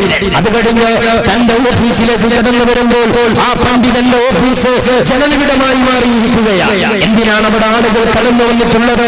അതിരാവിലെ തന്റെ വീട്ടിൽ നിന്ന് സുബഹി നിസ്കാരം കഴിഞ്ഞ് വിവാഹപ്രായമെത്തിയ തന്റെ പെൺകുട്ടിയുടെ മുഖത്ത് നോക്കാൻ തനിക്ക് മനസ്സിന് ധൈര്യം വരാതെ, തന്റെ വിവാഹപ്രായമെത്തിയ പെൺകുട്ടിയുടെ കണ്ണീര് കാണാൻ കഴിയാതെ അതിരാവിലെ തന്റെ വീടിന്റെ മുന്നിലൂടെ കടന്നു പോകുന്ന ബസ്സിലേക്ക് ഓടിക്കേറി ഖമറുൽ കാന്തപുരം ഉസ്താദിന്റെ ഓഫീസിൽ ആ പണ്ഡിത മഹാത്മാവിനെ കാത്തിരിക്കുകയാണ്. അവിടുത്തെ കൈകളിൽ നിന്ന് ബർക്കത്തിന്റെ സഹായം കിട്ടി, അവിടുത്തെ പ്രാർത്ഥന കിട്ടി, തലോടെ വാങ്ങി എന്റെ കുട്ടിയുടെ കല്യാണത്തിന് ഇറങ്ങിയാൽ അത് വിജയിക്കുമെന്ന ദൃഢനിശ്ചയം മാത്രമാണ് ആ പിതാവിന്റെ മനസ്സിനെ പിടിച്ചു നിർത്തുന്നത്. കോഴിക്കോട് മെഡിക്കൽ കോളേജിൽ തന്റെ പിതാവിനെ അഡ്മിറ്റ് ചെയ്ത് ആ പിതാവിന് വേണ്ടി പുറത്തേക്ക് എഴുതിയ ദീർഘമായ മരുന്നിന്റെ ഷീറ്റ് കയ്യിലെടുത്ത് വറക്കുന്ന കൈകളോടെ, ഒലിക്കുന്ന കണ്ണുകളോടെ, വിടർന്ന ചുണ്ടുകളോടെ കോഴിക്കോട് മെഡിക്കൽ കോളേജിന്റെ ചാരത്തുള്ള തട്ടുകടക്കാരുടെ മുമ്പിലെത്തി എന്റെ പിതാവിന് മരുന്ന് വേണം, എന്റെ പിതാവിന്റെ ജീവൻ രക്ഷിക്കണമെന്ന് ആവശ്യപ്പെട്ട് ആ കുഞ്ഞ് കരയുമ്പോൾ അവിടെയുള്ള ജോസഫും അവിടെയുള്ള രാമകൃഷ്ണനും അവിടെയുള്ള മുഹമ്മദും ഒരുപോലെ വിരൽ ചുണ്ടുന്നത് കാന്തപുരം ഉസ്താദിന്റെ ഓഫീസിലേക്കാണ്. പ്രിയപ്പെട്ട സഹോദരന്മാരെ, ആ വറക്കുന്ന കൈകളിൽ ആ പിതാവിന്റെ മരുന്നിന്റെ ഷീറ്റ് കയ്യിലെടുത്ത് ആ കുഞ്ഞുമോന് ആ പണ്ഡിത മഹാത്മാവിന്റെ ഓഫീസിൽ കാത്തിരിക്കുകയാണ്. ഇതുപോലെയുള്ള ഗ്രാമങ്ങളിൽ നിന്ന് വിശുദ്ധമായ ഖുർആൻ പഠിക്കുന്ന മദ്രസകൾ മഴ പെയ്ത് ചോർന്നൊലിക്കുമ്പോൾ അല്ലാഹുവിന്റെ ഖുർആനിലേക്ക് വെള്ളമൊലിച്ചിറങ്ങുമ്പോൾ അവിടെയുള്ള പണ്ഡിതന്മാരും ഉമറാക്കളും കാന്തപുരം ഉസ്താദിനെ സമീപിക്കുകയാണ്. ഞങ്ങൾക്കൊരു മദ്രസ വേണം, അല്ലാഹുവിന്റെ ഖുർആൻ ഓതി പഠിക്കാൻ ഞങ്ങൾക്കൊരു മദ്രസ വേണം, ഞങ്ങളുടെ നാട്ടിലൊരു പള്ളി വേണം. വിവിധങ്ങളായ പ്രശ്നങ്ങൾ ഉന്നയിച്ച് കാന്തപുരം ഉസ്താദിനെ കാത്തിരിക്കുന്ന നൂറുകണക്കിന് ആളുകൾ പല ദിവസങ്ങളിലുമായി അവിടെ കടന്നു വരികയാണ്. തന്റെ മകന്റെ നിത്യരോഗിയായ മകന്റെ കൈപിടിച്ച് ഖമറുൽ കാന്തപുരം ഉസ്താദിന്റെ സംവിധാനത്തിലെത്തി ആ പണ്ഡിതൻ കൊടുക്കുന്ന നൂറുകളുടെ കുഞ്ഞുമോന്റെ കൈക്കൊണ്ടയിൽ കെട്ടിയാൽ തന്റെ മകന്റെ രോഗം മാറുമെന്ന അനുഭവബോധ്യമുള്ള പിതാക്കള് ആ പണ്ഡിതനെ കാത്തിരിക്കുകയാണ്. പ്രിയമുള്ള സഹോദരങ്ങളെ, 1-2 മണിക്ക് സ്വസ്ഥമായ ഉച്ചഭക്ഷണം പോലും കഴിക്കാതെ ആ പണ്ഡിത മഹാത്മാവ് പുറത്തിറങ്ങുകയാണ്. എവിടേക്കാണ് ആ പണ്ഡിതൻ പോകുന്നത്? നാളെ രാവിലെ 1000-ലധികം വരുന്ന 1500ഓളം വരുന്ന യതീമുകൾക്ക് എന്റെ കൈകൊണ്ട് ഭക്ഷണം കിട്ടണം. ആ ഭക്ഷണം സ്വരൂപിക്കേണ്ടത് ഈ സമുദായത്തിലെ ഉദാരമതികളുടെ മനനലകളിൽ കൈക്കലങ്ങളിൽ നിന്ന് നിർവഹിക്കുന്ന സഹായത്തിപ്പുകൾ സ്വീകരിച്ച് നാളെ യതീമുകൾക്ക് പ്രാതൽ കിട്ടണം. തന്റെ ഓഫീസിൽ നിന്ന് തന്റെ കുടുംബത്തിലേക്കും പേരക്കുട്ടികളിലേക്കും വാഹനം ഓട്ടുന്നതിന് പകരം ഈ സമുദായത്തിലെ ഉദാര മനസ്സുകളുടെ മുമ്പിലെത്തി കാന്തപുരം ഉസ്താദ് യതീമുകൾക്ക് വേണ്ടി സഹായം കൊടുക്കുകയാണ്.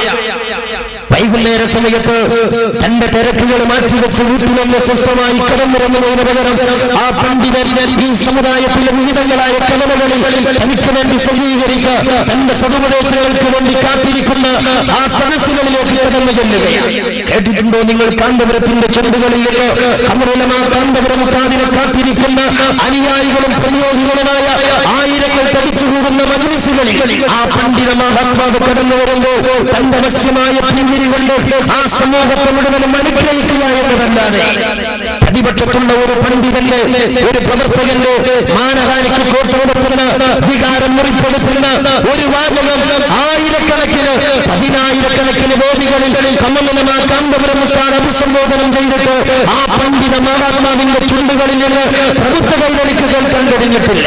തന്റെ മുമ്പിലെത്തിയ നിഷ്കളങ്കരായ വിശ്വാസികളുടെ മനതലങ്ങളിലേക്ക് അവരുടെ കർമ്മവിശുദ്ധി കാക്കം കിട്ടുന്ന, അവരുടെ വിശ്വാസ ചൈതന്യത്തെ കരുത്തുറ്റതാക്കുന്ന പ്രവാചകരുടെ കീർത്തനങ്ങൾ അവരുടെ മനസ്സുകളിലേക്ക് കൈമാറി അവരുടെ ആ വാളിന് ശേഷം ആ പണ്ഡിതന്റെ ബാലയൊക്കെ കൊണ്ട് കണ്ണിൽ നിന്ന് കണ്ണുനീരൊലിപ്പിക്കുന്ന ആയിരക്കണക്കിന് ഉമ്മമാരുടെ ഉപ്പമാരുടെ മുന്നിൽ വെച്ചുകൊണ്ട് സമുദായത്തിന് വേണ്ടി, തന്റെ സമുദായത്തിന് വേണ്ടി, രാജ്യത്തിന് വേണ്ടി, ഓരോ വ്യക്തിയുടെയും ഗുണത്തിന് വേണ്ടി, സഹകാരികളുടെ നന്മയ്ക്ക് വേണ്ടി കൈകൾ ഉയർത്തി 6 സദസ്സുകളിൽ പ്രാർത്ഥന നിർവഹിച്ച് തന്റെ ഓഫീസിലേക്ക് തിരിച്ചു വരുമ്പോൾ പലപ്പോഴും സുഖയാവുകയാണ്. ഒന്ന് കിടന്നിറങ്ങാൻ പോലും സ്വസ്ഥമായി ഒന്ന് നീണ്ടു നിവർന്ന് തന്റെ ഓഫീസിലോ വീട്ടിലോ പോയി കിടന്നിറങ്ങാൻ ആ പണ്ഡിതൻ സമയം കാണാറില്ല. ആർക്ക് പറയാനുണ്ട്? ഇങ്ങനെയുള്ള ത്യാഗത്തിന്റെ കഥകൾ? അതാണ് സമൂഹത്തിന് കേൾക്കേണ്ടത്. ഖമറുൽ കാന്തപുരം ആരാണെന്ന് പറയാൻ അദ്ദേഹത്തെ പഠിച്ചവർ ഈ രാജ്യത്തുണ്ട്, അദ്ദേഹത്തെ അറിയുന്നവർ ഈ രാജ്യത്തുണ്ട്. ഏതെങ്കിലും മീനാന്തേച്ചികൾ ആ ദൗത്യം ഏൽക്കേണ്ടതില്ല, അവരെ ആരും ആ ദൗത്യം ഏൽപ്പിച്ചിട്ടില്ല എന്ന് ഞങ്ങൾ ആർജവത്തോടെ ഓർമ്മപ്പെടുത്താൻ ആഗ്രഹിക്കുകയാണ്. സ്വന്തം നേതാക്കൾക്ക് സമൂഹത്തിൽ എന്ത് റോളുണ്ട് എന്ന് പറയാൻ കഴിയുമെങ്കിൽ അത് പറയുക. രാത്രിയിൽ 6-7 പരിപാടി കഴിഞ്ഞ് തന്റെ ഓഫീസിലേക്കുള്ള യാത്രയില്ല പണ്ഡിതൻ അല്പസമയം കടന്നുറങ്ങുകയാണ്. എന്റെ കാരണം രാവിലെ സുബഹി ബാങ്കിന് മുമ്പിൽ തന്റെ ഓഫീസിലെത്തി അല്പം ഉറങ്ങിയ ശേഷം ഒരുപക്ഷെ തനിക്ക് ഓഫീസിൽ നിന്ന് തഹജ്ജുദ് നമസ്കരിക്കാൻ കഴിയില്ല എന്ന ബോധ്യമുള്ളത് കൊണ്ട് തഹജ്ജുദ് നമസ്കാരം സ്വീകരിക്കപ്പെടണമെങ്കിൽ അതിന്റെ മുമ്പ് അല്പം ഉറങ്ങേണ്ടത് അനിവാര്യമായതുകൊണ്ട് ആ കവലകളിലൂടെ കടന്നു പോകുന്ന വാഹനത്തിൽ കിടന്ന് അല്പസമയം ഉറങ്ങി തന്റെ ഓഫീസിലെത്തുമ്പോൾ ആ മഹാനായ പണ്ഡിതൻ ആ ഓഫീസിൽ വന്ന് ഉളൂ ചെയ്തുകൊണ്ട് ലോകം കടന്നുറങ്ങുമ്പോൾ കാന്തപുരത്തെ തെറി പറയുന്ന രാജ്യത്തിന്റെ തെരുവുകളിലെ സാമുദായിക ശത്രുക്കൾ കൂർക്കം വലിച്ച് കിടന്നിറങ്ങുമ്പോൾ ആ പണ്ഡിതൻ പ്രഭാതത്തിന് മുമ്പ് ചെയ്തുകൊണ്ട് തഹജ്ജുദ് നമസ്കരിക്കുകയാണ്. 24 മണിക്കൂറും ഈ സമുദായത്തിന് സമർപ്പിച്ച് കഠിനാധ്വാനത്തിലൂടെ ത്യാഗപൂർണമായ പ്രവർത്തനങ്ങളിലൂടെ സമൂഹമധ്യത്തിലേക്ക് ഇറങ്ങി വന്നപ്പോൾ ആ പണ്ഡിതന് പ്രബോധനത്തിന്റെ വഴികൾ എളുപ്പമാവുകയും സുതാര്യമാവുകയും ലളിതമാവുകയും ചെയ്ത ആ പ്രബോധനത്തിന്റെ ധന്യമായ നേതൃപാടവത്തിലേക്ക് ആ പണ്ഡിതൻ വളർന്നു വന്നു.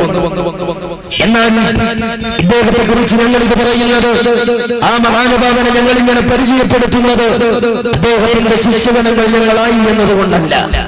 ഞങ്ങൾ അദ്ദേഹത്തിൽ നിന്ന് പഠിച്ചവരും അദ്ദേഹത്തിന്റെ ശിഷ്യഗണങ്ങളുമായി എന്നതുകൊണ്ട് ഞങ്ങൾ ആ മഹാനുഭാവന്റെ വാടക പ്രഭാഷകരും അദ്ദേഹത്തിന്റെ അനുയായികളുമായതുകൊണ്ട് നടത്തുന്ന വാചക കസർത്തുകളാണ് ഇതൊക്കെ എന്ന് സമൂഹത്തിൽ പലരും തെറ്റിദ്ധരിപ്പിക്കാറുണ്ട്.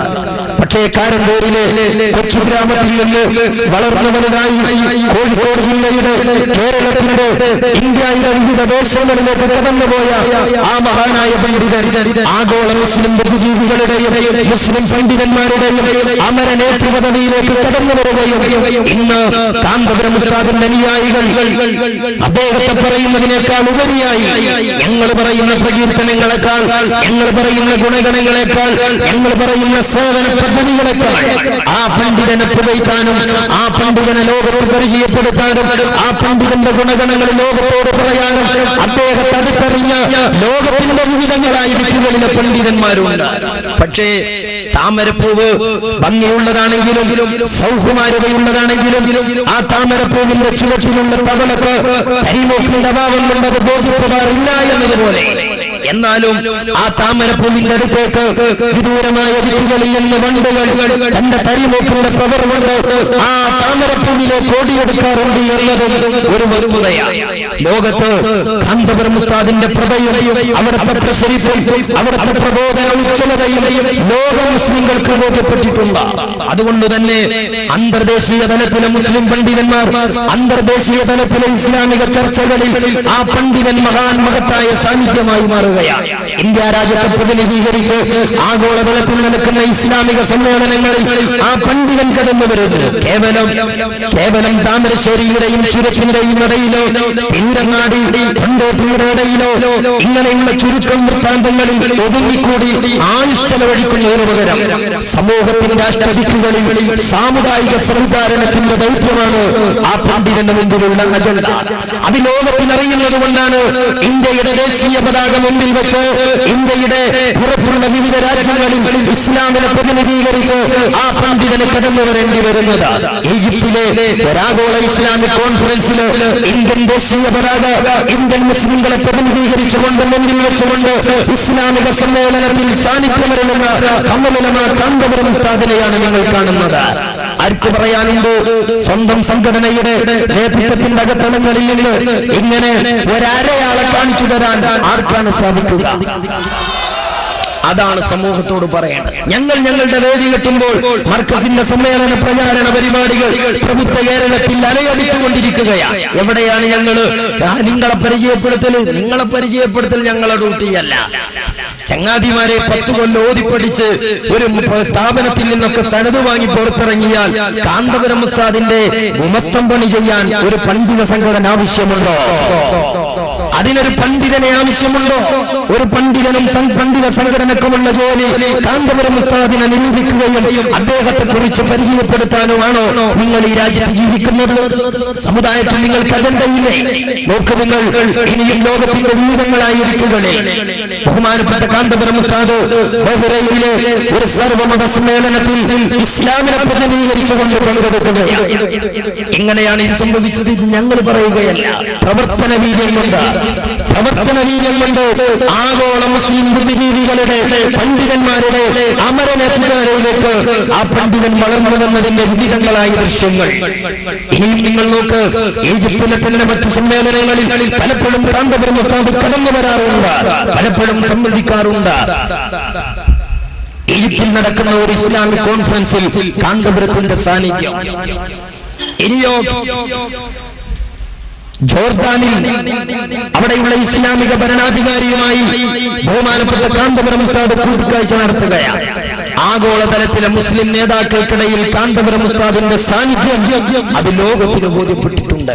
പക്ഷെ ആർക്കൊക്കെയോ എന്തിന്റെയൊക്കെ പേരിൽ സ്വന്തം തരിമൂക്ക് നഷ്ടപ്പെട്ടപ്പോൾ മൂക്കിന് ചുവച്ചിലെ വാസന ബോധ്യപ്പെടാതിരുന്നുവെങ്കിൽ അത് കാന്തപുരം ഉസ്താദിന്റെ പിഴവല്ല, അത് സ്വന്തം തരിമൂക്കിന്റെ പ്രശ്നമാണെന്ന് ഇനിയെങ്കിലും നിങ്ങളെ കാലം പഠിപ്പിച്ചിട്ടില്ലെങ്കിൽ നിങ്ങളുടെ സ്ഥാനം ചവറ്റുകൊട്ടയിലായിരിക്കുമെന്ന് പ്രബുദ്ധ മലയാളി രേഖപ്പെടുത്തുമെന്ന് നിങ്ങൾ മനസ്സിലാക്കുക. സഹജീവി സ്നേഹം കൊണ്ടാണ് പറയുന്നത്. ഞങ്ങളെപ്പോലെ തലപ്പാവില്ലെങ്കിലും തൊപ്പിയെങ്കിലും പലപ്പോഴും നിങ്ങൾ തലയിലിടാറുണ്ടല്ലോ. ഞങ്ങളുടെ പേര് നിങ്ങളും സമൂഹത്തിൽ സ്വീകരിക്കുന്നുണ്ടല്ലോ എന്ന സഹാനുഭൂതിയുടെയും സഹജീവി സ്നേഹത്തിന്റെയും പേരിലുള്ള അഭ്യർത്ഥനയും അപേക്ഷയുമാണ്. ദേശീയ തലത്തിൽ കേരളത്തിന്റെ തെരുവുകളിൽ ഇങ്ങനെ ഒരു പണ്ഡിത നേതൃത്വത്തെ ഉയർത്തി കാണിക്കാൻ കഴിയും. പ്രിയപ്പെട്ടവരെ, നിങ്ങൾ നോക്ക്, മഹാനായ കാന്തപുരം ഉസ്താദ് ഇന്ത്യ രാജ്യത്തെ സർക്കാർ സമിതി റിപ്പോർട്ട് പുറത്തു വന്നപ്പോൾ ഒരുപാട് റിപ്പോർട്ടുകളും ഒരുപാട് അന്വേഷണ കമ്മീഷനുകളും കണ്ടുമെടുത്ത ഈ രാജ്യത്തെ മുസ്ലിങ്ങൾ അത്തരം കരട് രേഖകളിലും അത്തരം കടലാസുകളിലും നിരാശരായി ജീവിക്കുകയാണ്. അത്തരം കമ്മീഷനുകളും അത്തരം ചർച്ചകളും രേഖകളും ഒക്കെ രാഷ്ട്രീയ സംഘടനകളിൽ ഈ രാജ്യത്തെ രാഷ്ട്രീയക്കാർക്ക് തുരുത്തുചീട്ടാക്കാനുള്ള വാറോലകളായി തരം പായുമെന്ന ബോധ്യമുള്ളതുകൊണ്ട് ഇന്ത്യൻ മുസ്ലിങ്ങളുടെ സമാദരണീയരായ നവോത്ഥാനനായകർ അഖിലേന്ത്യാ സുന്നി ജംഇയ്യത്തുൽ ഉലമയുടെ സെക്രട്ടറി ഖമറുൽ ഉലമ കാന്തപുരമെത്തിയ ബഹുത്തര മുസ്ലിം ഇന്ത്യയുടെ സമുന്നതനായ പ്രധാനമന്ത്രിയുടെ ഓഫീസിലേക്ക് കടന്നു പോകുകയാണ്. രാജ്യത്തെ മുസ്ലിങ്ങളുടെ കാര്യം പറയാം. ഇന്ത്യൻ പ്രധാനമന്ത്രി മൻമോഹൻ സിംഗിന്റെ മുന്നിലേക്ക് ആർജവബോധത്തോടെ ഇന്ത്യൻ മുസ്ലിങ്ങളെ പ്രതിനിധീകരിച്ച് സർക്കാർ സമിതി റിപ്പോർട്ട് അത് താങ്കളുടെ മേശപ്പുറത്ത് വെച്ചാൽ പോരാ, അത് ഈ രാജ്യത്തെ വിശ്വാസികൾക്ക് ഉപകാരപ്പെടുന്നതിന് വേണ്ടിയുള്ള ക്രിയാത്മകമായ പദ്ധതികളാണ് ഇന്ത്യൻ മുസ്ലിങ്ങൾക്ക് കാണേണ്ടതെന്ന് ഈ രാജ്യത്തെ പ്രധാനമന്ത്രിയുടെ മുഖത്ത് നോക്കി ആർജവത്തോടെ പറയാൻ ന്യൂഡൽഹിയിലേക്ക് വണ്ടി കയറാൻ നിങ്ങളുടെ കൂട്ടത്തിൽ ഒരാളെ നിങ്ങൾ പറയും. അത് പറയാൻ ഞങ്ങളുടെ കൂട്ടത്തിൽ ആളുണ്ട്, അതിന് ഞങ്ങൾക്ക് ആളുണ്ട്. നോക്ക്, നിങ്ങൾ മൻമോഹൻ സിംഗിന്റെ മുമ്പിൽ ഖമറുൽ ഉലമ കാന്തപുരം ഉസ്താദ് ഇരിക്കും ആർജവം. കുഞ്ഞാലിക്കുട്ടിനെ കണ്ടാൽ തുണിയിൽ മൂത്രമൊഴിക്കണം നിങ്ങളാണ് അല്ലേ? ഇന്ത്യൻ മുസ്ലിങ്ങൾക്ക് അത്തരം ഒരു പണ്ഡിതം കൊണ്ട് എന്ത് സംഭാവന ചെയ്യാൻ കഴിയും? മഹാനായ കാന്തപുരം ഉസ്താദ് ഗുജറാത്തിന്റെ തെരുവിൽ കടന്നു ചെന്നു. വർഗീയ കലാപങ്ങളെ കൊണ്ട് വേട്ടയാടപ്പെട്ട ഗുജറാത്തിന്റെ തെരുവുകളിൽ നൂറുകണക്കായ പിതാക്കളുടെ ആ പിതാക്കൾ അവിടെയുള്ള തീവ്രവാദത്തിന്റെ ബലിയാടുകളായി മരിച്ചൊടുങ്ങിയപ്പോൾ ആ ദുരന്തത്തിന്റെ കണ്ണുനീര് കുടിച്ച് ഗുജറാത്തിന്റെ തെരുവുകളിൽ അരപ്പട്ടണിയും മുഴുപ്പട്ടണിയുമായി ആ രാജ്യത്തെ സാധുക്കളായ വിധവകളുടെ മാർഗത്തിലേക്ക് തങ്ങളുടെ കുഞ്ഞുമക്കളെ തലചായ്ച്ച് ആ ഉമ്മമാരുടെ കണ്ണിൽ മരിച്ചടങ്ങുന്ന കുപ്പിരസമുള്ള കണ്ണീർ തുള്ളികൾ തൊണ്ട വരണമ്പോൾ തന്റെ ദാഹശമനത്തിന് ഉപയോഗപ്പെടുത്തുന്ന അത്രക്കും ദയനീയമായ ദുരന്തപൂർണമായ ദുരന്തം തന്റെ കണ്ണിൽ പെടുമ്പോൾ കടന്നുറങ്ങാൻ കടപ്പാടമില്ലാത്ത അരപ്പട്ടണിയും മുഴുപ്പട്ടണിയുമായി ജീവിതത്തോട് മല്ലടിക്കുന്ന ആ ഗുജറാത്ത് കലാപത്തിന്റെ ബലിയാടുകൾ ഉൾപ്പെടെ ആ ശോകമുഖമായ സാഹചര്യത്തിൽ ഖമറുൽ ഉലമ കാന്തപുരം ഉസ്താദ് ഈ സമുദായത്തിൽ അംഗങ്ങളെ കാണുമ്പോൾ രാജ്യം ഭരിക്കുന്ന നരേന്ദ്രമോദി എന്ന ഗുജറാത്ത് മുഖ്യമന്ത്രിയുടെ ഓഫീസിലേക്ക് ആ പണ്ഡിത മഹാത്മാവ് കയറി ചെന്നു. അദ്ദേഹത്തോട് പറഞ്ഞു, മിസ്റ്റർ നരേന്ദ്രമോദി, ഈ ഗുജറാത്തിന്റെ കടവുകളിൽ രാജ്യത്തെ അധസ്ഥിത പിന്നോക്ക ന്യൂനപക്ഷങ്ങളിൽ പ്രധാനികളായ മുസ്ലിം ന്യൂനപക്ഷം ഗുജറാത്ത് കലാപത്തിന്റെ ബലിയാടുകളായി നൂറുകണക്കിന് വിധവകളുടെ നൂറുകണക്കിന് കുഞ്ഞുമക്കള് കണ്ണുനീർ കുടിച്ചുകൊണ്ട് ഈ രാജ്യത്ത് തെരുവ് കൊണ്ടുപോയാണ്. അവർക്ക് കടന്നിറങ്ങാൻ കിടപ്പാടമില്ല, ആദരിക്കാൻ വകയില്ല, അറിവ് നേടാൻ കലാലയങ്ങളില്ല. അതുകൊണ്ട് താങ്കളുടെ ഔദാര്യങ്ങൾ ആവശ്യപ്പെടുന്നില്ല. ആ മക്കൾക്ക് കടന്നിറങ്ങണം, അവർക്ക് അറിവ് നേടണം, അവർക്ക് ആഹാരം കഴിക്കണം. ഈ സമുദായത്തിലെ ഈ സമൂഹത്തിലെ ഇതര സമുദായങ്ങളുടെ അവകാശങ്ങൾ എന്തുപോലും ഹനിക്കുകയോ ധ്വംസിക്കുകയോ ചെയ്യാതെ ഇതര സമൂഹത്തോടുപോലെ ഈ സമുദായത്തിന് അവകാശപ്പെട്ട അവകാശങ്ങൾ വിദ്യാഭ്യാസ വിപ്ലവത്തിലൂടെ നേടിയെടുക്കാൻ ഈ ഗുജറാത്തിന്റെ തെരുവിൽ എനിക്ക് മണ്ണ് വേണം. ആ ഭൂമിയിൽ ഞാൻ കാരന്തൂർ മർക്കസിന്റെ ഒരു ശാഖ നിർമ്മിക്കുന്നു. ആ ശാഖക്കകത്ത് ആ വിദ്യാഭ്യാസ ഗോപുരത്തിനകത്ത് ഈ മക്കളെ ഞാൻ അറിവ് കൊടുക്കും, ഈ മക്കൾക്ക് ഞാൻ അറിവ് കൊടുക്കും, ഈ മക്കൾക്ക് ഞാൻ ആഹാരം കൊടുക്കും. അധികരായി കഴിയുന്ന ഗുജറാത്തിന്റെ തെരുവില് ഈ മുസ്ലിങ്ങൾക്ക് അത്താണിയാകാൻ കാന്തപുരം ഉസ്താദിന്റെ കൈകള് ഗുജറാത്തിലേക്ക് വീഴുകയാണ്. ഹൃദയകാരിയായ സാമുദായിക സ്നേഹത്തിന്റെ ഇന്ത്യൻ മുസ്ലിംകളുടെ നവോത്ഥാന വിപ്ലവത്തിന്റെ നെടുനായകത്വം കാന്തപുരത്തിനല്ലാതെ അവകാശപ്പെടാൻ ഈ രാജ്യത്ത് മറ്റൊരുത്തരുണ്ടെങ്കിൽ അതാണ് നിങ്ങൾ സമൂഹത്തോട് പറയേണ്ടത്. വല്ലിപ്പാക്കാനുണ്ടെന്ന് പറഞ്ഞ് സ്വന്തം ചന്തയിൽ തയമ്പ് തരുക എന്നത് വിഡിത്തമാണ്. അത് വിഡിത്തമാണ്. നിങ്ങൾ എത്ര ആനപ്പുറത്ത് കയറി ഊരിപ്പുറത്ത് പോലും കയറാൻ ഭാഗ്യം ലഭിക്കാത്ത നിങ്ങൾ എങ്ങനെയാണ് ആനപ്പുറത്ത് കയറുന്നത്? നിങ്ങൾക്ക് എന്താണ് ഈ സമൂഹത്തിൽ ചെയ്തു കൊടുക്കാൻ കഴിയുന്നത്?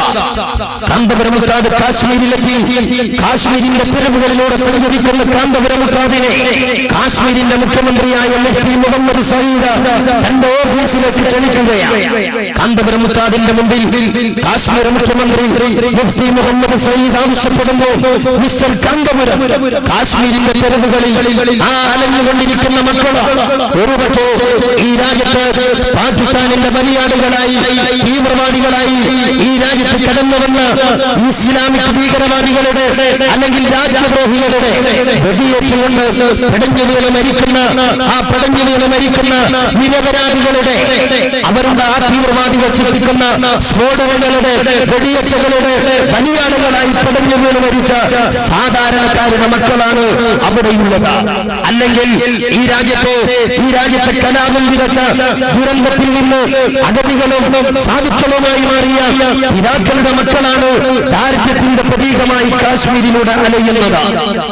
ഇന്ത്യൻ പട്ടാളക്കാർ കാശ്മീരിന് വേണ്ടി കാശ്മീരികളുടെ ശരീരത്തിൽ ചവിട്ടി മരിക്കുമ്പോൾ അങ്ങനെ അകാല ചരമം പ്രാപിച്ച മുസ്ലിം പിതാക്കളുടെ മക്കളാണ് ആ രാജ്യത്തിന്റെ തെരുവുകളിൽ അലയുന്നത്. ആ മക്കൾക്ക് മതമെന്തെന്ന് പഠിക്കാൻ അവസരം കിട്ടിയിട്ടില്ല. ആ മക്കൾക്ക് ഇന്ത്യയെന്തെന്ന് പഠിക്കാൻ കഴിഞ്ഞിട്ടില്ല. ഈ രാജ്യത്തെ പട്ടാളം കൊണ്ട് അധികാരം കൊണ്ട് സൈന്യം കൊണ്ട് ആ മക്കളെ സംസ്കരിക്കാൻ എന്നെ കൊണ്ട് സാധിക്കില്ല. പക്ഷേ ഒരു പണ്ഡിത ധർമ്മത്തിന്റെ പേരിൽ അന്ന് കേരളത്തിന്റെ ഗ്രാമരീതികളിൽ നടക്കുന്ന വൈജ്ഞാനിക വിപ്ലവം കൊണ്ട് ആ കുഞ്ഞുങ്ങളെ മാറ്റിയെടുക്കാൻ കഴിയുമെന്ന് ഞാൻ വിശ്വസിക്കുകയാണ്. അതുകൊണ്ട് ആ കാശ്മീരിന്റെ തെരുവിൽ നിന്ന് അല്പം കുട്ടികളെ കൊണ്ടുപോയി ആ കുട്ടികൾക്ക് മതം നിങ്ങൾ പഠിപ്പിക്കണം, ഇന്ത്യ പഠിപ്പിക്കണം, ഇന്ത്യൻ മതോദരത്വം പഠിപ്പിക്കണം, ഇന്ത്യൻ ജനാധിപത്യം പഠിപ്പിക്കണം.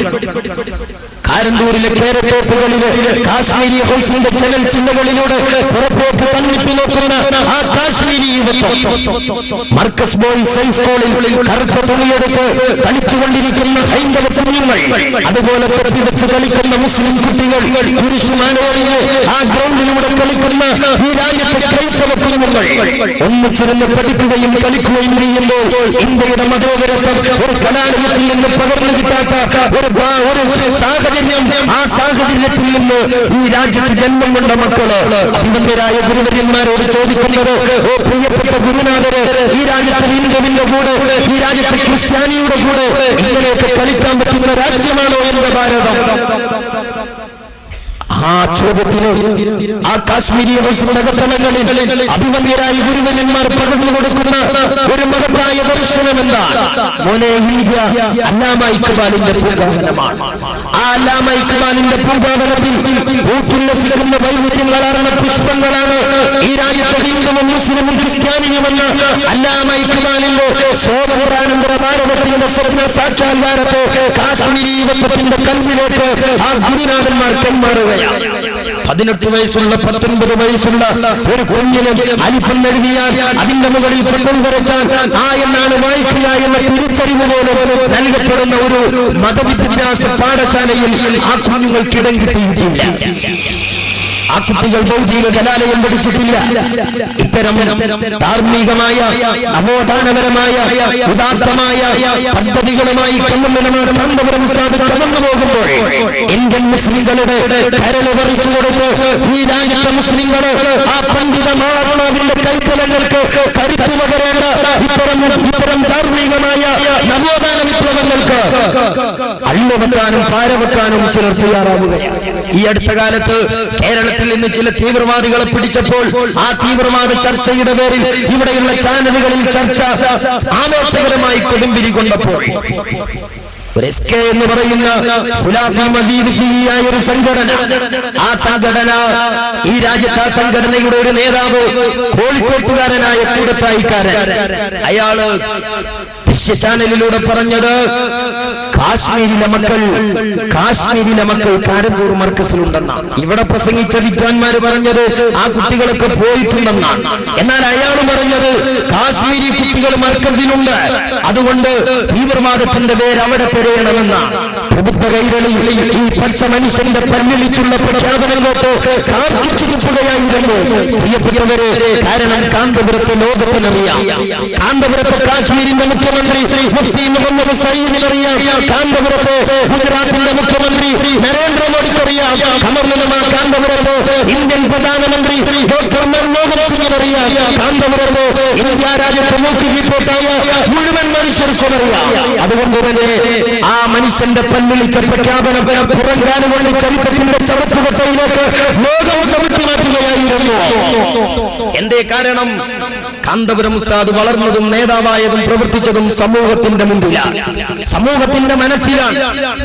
ഇനിയോ ഈ നിലക്ക് കാന്തപുരം ഉസ്താദ് വളർന്നപ്പോൾ ദേശീയ തലത്തിലും അന്തർദേശീയ തലത്തിലും കാന്തപുരം ഉസ്താദ് വളർന്നു വലുതായപ്പോൾ കാന്തപുരം ഉസ്താദിനെ അടുത്തറിയാനും മനസ്സിലാക്കാനും ഉൾക്കൊള്ളാനും ഈ രാജ്യത്തെ ഈ ലോകത്തെ മുഴുവൻ പണ്ഡിതന്മാർക്കും മുസ്ലിം ബുദ്ധിജീവികൾക്കും സാധിച്ചപ്പോൾ പ്രിയപ്പെട്ട സഹോദരന്മാരെ, ഞങ്ങൾ പറയുന്നതിനേക്കാൾ ആ പണ്ഡിതന്റെ ശിഷ്യന്മാരും അനുയായികളും ലോകത്ത് പറയുന്നതിനേക്കാൾ വാചാലമായി ആ ലോകത്ത് നേതാവിന്റെ മധു പറയാൻ കാന്തപുരം ഉസ്താദ് അനുയായികളെ ഉണ്ടാക്കി, പ്രവർത്തിച്ചുണ്ടാക്കി. പണം കൊടുത്തിട്ടല്ല, വാചകമടിച്ചിട്ടല്ല, പണിയെടുത്തുണ്ടാക്കി. പണ്ടൊരു പ്രധാനമന്ത്രി പറഞ്ഞതുപോലെ നാവടക്കു പണിയെടുക്കൂ എന്ന് പറഞ്ഞില്ലേ, അതാണ് ഞങ്ങൾക്ക് അത്തരം കക്ഷികളോട് പറയാനുള്ളത്. നാവടക്കി പണിയെടുക്കാൻ തയ്യാറാവുക, നാവടക്കി പണിയെടുക്കാൻ തയ്യാറാവുക. അത് സമുദായം കാണട്ടെ. എല്ലാവരും ചെയ്യുന്ന ഗുണങ്ങളും സമുദായം നെഞ്ചിൽ ചേർത്ത് പിടിക്കട്ടെ. അതുവഴി ഈ രാജ്യത്തെ മുസ്ലിങ്ങൾ രക്ഷപ്പെടട്ടെ. ഇതല്ലേ സമുദായത്തിന് ആവശ്യമായിട്ടുള്ളത്. നിങ്ങൾ നോക്ക്, കാന്തപുരം ഉസ്താദിനെ പുകഴ്ത്താനും പ്രശംസിക്കാനും ആരാണ് ലോകത്ത് വഴി കാണിച്ചത്? വിശുദ്ധമായ മക്കയിലെ അറിയപ്പെടുന്ന മഹാനായ പണ്ഡിതൻ സയ്യിദ് മുഹമ്മദ് അലവി മാലിക് മക്ക, അദ്ദേഹം കേരളത്തിലെത്തിയിട്ട് പറഞ്ഞത് താജുൽ ഉലമ ഉള്ളാളത്തങ്ങൾ പാപ്പ ഈ രാജ്യത്ത് മുസ്ലിം സമുദായത്തിന് നൽകിയ വലിയ അനുഗ്രഹവും വരദാനവുമാണ്. ആരാ പറയുന്നത്? കാന്തപുരം ഉസ്താദിന്റെ സംഘടനയിൽ മെമ്പർഷിപ്പ് എടുത്ത് കേരളത്തിൽ പ്രവർത്തിക്കുന്ന ഒരു പ്രവർത്തകനോ അദ്ദേഹത്തിന്റെ ശിഷ്യനോ അല്ല. മക്കയിൽ നിന്ന് കടന്നു വന്ന സയ്യിദ് മുഹമ്മദ് അലവി മാലിക് മക്ക. എന്നിട്ട് അദ്ദേഹം പറയുന്നു, ഖമറുൽ ഉലമ കാന്തപുരം ഉസ്താദിന്റെ പ്രവർത്തനം അത് കഴിഞ്ഞ കാലങ്ങളിൽ കടന്നുപോയ മുസ്ലിം പണ്ഡിതന്മാരുടെ ഉജ്ജ്വലമായ പ്രവർത്തനത്തിന്റെ ഭാഗമാണെന്ന് സയ്യിദ് മുഹമ്മദ് അലവി മാലിക് ലോകത്തോട് പ്രഖ്യാപിക്കുകയാണ്. نعم الله الكبرى عليكم وجود العلماء المتمسكين بالسنة، الدعاة الهداة إلى الله، وجودهم بينكم، وعلى رأسهم هؤلاء العلماء، ومنهم هذا الشيخ تاج العلماء الشيخ عبد الرحمن البخاري. ومن عجب أن البخاري في مليبار، فإن العادة أن البخاري في بخارى، ولكن من عجائب هذه الرحلة أن رأينا البخاري في مليباري. وهو هذا الشيخ من تلاميذ والدي السيد علوي بن عباس المالكي، قرأ عليه في مكة المكرمة صحيح مسلم قبل 40 أو 45 سنة. ومن العلماء الذين الله أكرمكم بهم أخونا في الله وهو المجاهد في سبيل الله هذا الشيخ الجليل الشيخ أبو بكر ابن أحمد الباقوي، وهو رجل رأينا من جهاده ونشاطه وخدمته للدين ما ذكرنا بعهد الأئمة السابقين من السلف الصالحين رضي الله عنهم أجمعين. പക്ഷേ ചിലർക്കൊക്കെ വലിയ വിഷമം താരങ്ങളും കാന്തപുരം ഉസ്താദിന്റെ പേര് കേൾക്കുമ്പോഴേക്കും എപ്പോഴും തക്ബീർ മുഴങ്ങാൻ. അതേ സമയത്ത് മറുഭാഗത്ത് ചില മുസ്ലിയാക്കന്മാർ സ്റ്റേജിക്ക് വരുമ്പോ നെല്ലും കണ്ടത്തിൽ കൂടെ കീരി പോണ മാതിരി ഒരു മനുഷ്യനും അറിയാതെ അവരെ കൂട്ടത്തിൽ തന്നെ വരിക. എന്നാൽ നിങ്ങൾ നോക്ക്, കാന്തപുരം ഉസ്താദിന്റെ പേര് കേൾക്കുമ്പോൾ തക്ബീർ ചെല്ലുന്നു എന്നുള്ളതാണ് വലിയ പ്രശ്നം. ഈ അടുത്ത കാലത്ത് രംഗപ്രവേശനം ചെയ്ത ഒരു ഖുർആൻ പണ്ഡിതൻ, അയാൾ അതിനെ പരിഹസിച്ചുകൊണ്ട് പറയുന്നത് നിങ്ങൾ അല്ലാഹു അക്ബർ എന്നത് അല്ലാഹു അബൂബക്കർ എന്ന് പറയരുത് എന്ന വലിയ ഉപദേശമാണ്. പക്ഷേ നിങ്ങൾ നോക്ക്, ഇത് ഞങ്ങളോടല്ല പറയണ്ടേ, കാരണം ഞങ്ങൾക്ക് തക്ബീർ ചെല്ലേണ്ടത് എവിടെയാണെന്ന് ശരിക്കും ബോധ്യമുണ്ട്. അത് ഞങ്ങൾക്ക് മാത്രമല്ല, നോക്ക് നിങ്ങൾ, മഹാനായ സയ്യിദ് മുഹമ്മദ് അലവി മാലിക് കാന്തപുരം ഉസ്താദിനെ തക്ബീർ ചൊല്ലി ആനയിക്കുന്നുണ്ട്. ലോകത്തെ വിവിധ പണ്ഡിതന്മാർ ആ പണ്ഡിതനെ കേൾക്കുമ്പോൾ തക്ബീർ ചൊല്ലുന്നുണ്ട്. ഇത് നിങ്ങൾക്ക് ദഹിക്കുന്നില്ല. അങ്ങനെയാണ് അല്ലാഹു അബൂബക്കർ എന്ന് പറയുന്ന ചില ആൾക്കാർക്ക് ആശങ്ക. പ്രസവിച്ച പെണ്ണിനില്ലാത്ത വേദന കണ്ടു നിൽക്കുന്ന സിസ്റ്റർക്കാണ് പറഞ്ഞതുപോലെ ഞങ്ങൾ എന്ത് ചെയ്യുന്നുള്ളത് ബോധ്യാകണ്ടേ ഞങ്ങൾക്കറിയാം. എന്നാൽ ഇവലെ രസം എന്താണെന്ന് പറയുന്നത്, സ്വന്തം നേതാക്കന്മാരെ പേര് കേട്ടാൽ പോലും ഒരു തക്ബീറും എല്ലാം തൗഫീഖില്ലെങ്കിൽ നിങ്ങളെ മനസ്സിന്റെ മോശമാണ് സുഹൃത്തുക്കളെ. അത് ഞങ്ങളാ തകരാറല്ല. അതുകൊണ്ടാണ് പലപ്പോഴും ഇവര് തക്ബീർ ചെല്ലാറ് നമ്മുടെ പരിപാടി കലക്കാനാണ്. പണ്ടൊക്കെ മഹാനായ കെ അബൂബക്കർ മുസ്ലിയാരുടെ വിഷയങ്ങൾ ചിലത് പരാമർശിക്കേണ്ടി വരുമ്പോൾ നമ്മുടെ വേദിയിൽ അദ്ദേഹത്തിന്റെ പേര് പറയുമ്പോൾ ബഹുമാനിച്ചിട്ടല്ല, പരിപാടി കലക്കാൻ വേണ്ടി തക്ബീർ ചെല്ലാറുണ്ട്. അങ്ങനെ തെല്ലിയപ്പോ ഒരിക്കൽ ഒരു പ്രസംഗികൻ എന്ത് ചെയ്തു, ബഹുമാനപ്പെട്ട കെ എന്ന് പറഞ്ഞിട്ട് തക്ബീർ മുഹമ്മദിന്റെ മുമ്പായിട്ട് നായനാരോ എന്ന് പറഞ്ഞു. കിട്ടിയത് തക്ബീർ നായനാർക്കാർ. ഇങ്ങനെ അബദ്ധത്തിൽ നിങ്ങൾ കുടുങ്ങാറുണ്ട്. കാരണം നിങ്ങളെ തക്ബീർ ആത്മാർത്ഥതല്ലാത്തതാണ്. ഞങ്ങൾ കെ പറയുമ്പോ നിങ്ങൾ തക്ബീർ അല്ല, നിങ്ങൾ കെ പറയുമ്പോ നിങ്ങളുടെ വേദികളിലോ സ്റ്റേജുകളിലോ നിങ്ങൾ തക്ബീർ ചെല്ലാറില്ല. ഞങ്ങളെ സംബന്ധിച്ചിടത്തോളം ഓരോന്നും എവിടെ ചെയ്യണം, എങ്ങനെ ചെയ്യണം, എന്തും എവിടെ എങ്ങനെയൊക്കെ പറയണമെന്നില്ല ശരിക്കും ബോധ്യം ഞങ്ങൾക്കുണ്ട്. അതുകൊണ്ടാണ് ഞങ്ങൾ ഇത്രയും കാലങ്ങളെ മുന്നിൽ കൂടെ എങ്ങനെയൊക്കെ ആയിത്തീർന്നത്. ഇത് നിങ്ങൾ നോക്ക്. ഇനിയോ കാന്തപുരം ഉസ്താദിനെ ബഹുമാനിക്ക, താജുൽ ഉലമ തങ്ങൾ ആദരിക്ക, ഇത് ചിലർക്ക് വലിയ പള്ളിക്കടി ഉണ്ടാക്കുന്ന പ്രശ്ന. എന്നാൽ കാന്തപുരം ഉസ്താദിനെ ബഹുമാനിക്കാൻ വരുന്നത് ആരാ? വിദേശ രാജ്യത്തെ പണ്ഡിതന്മാർ.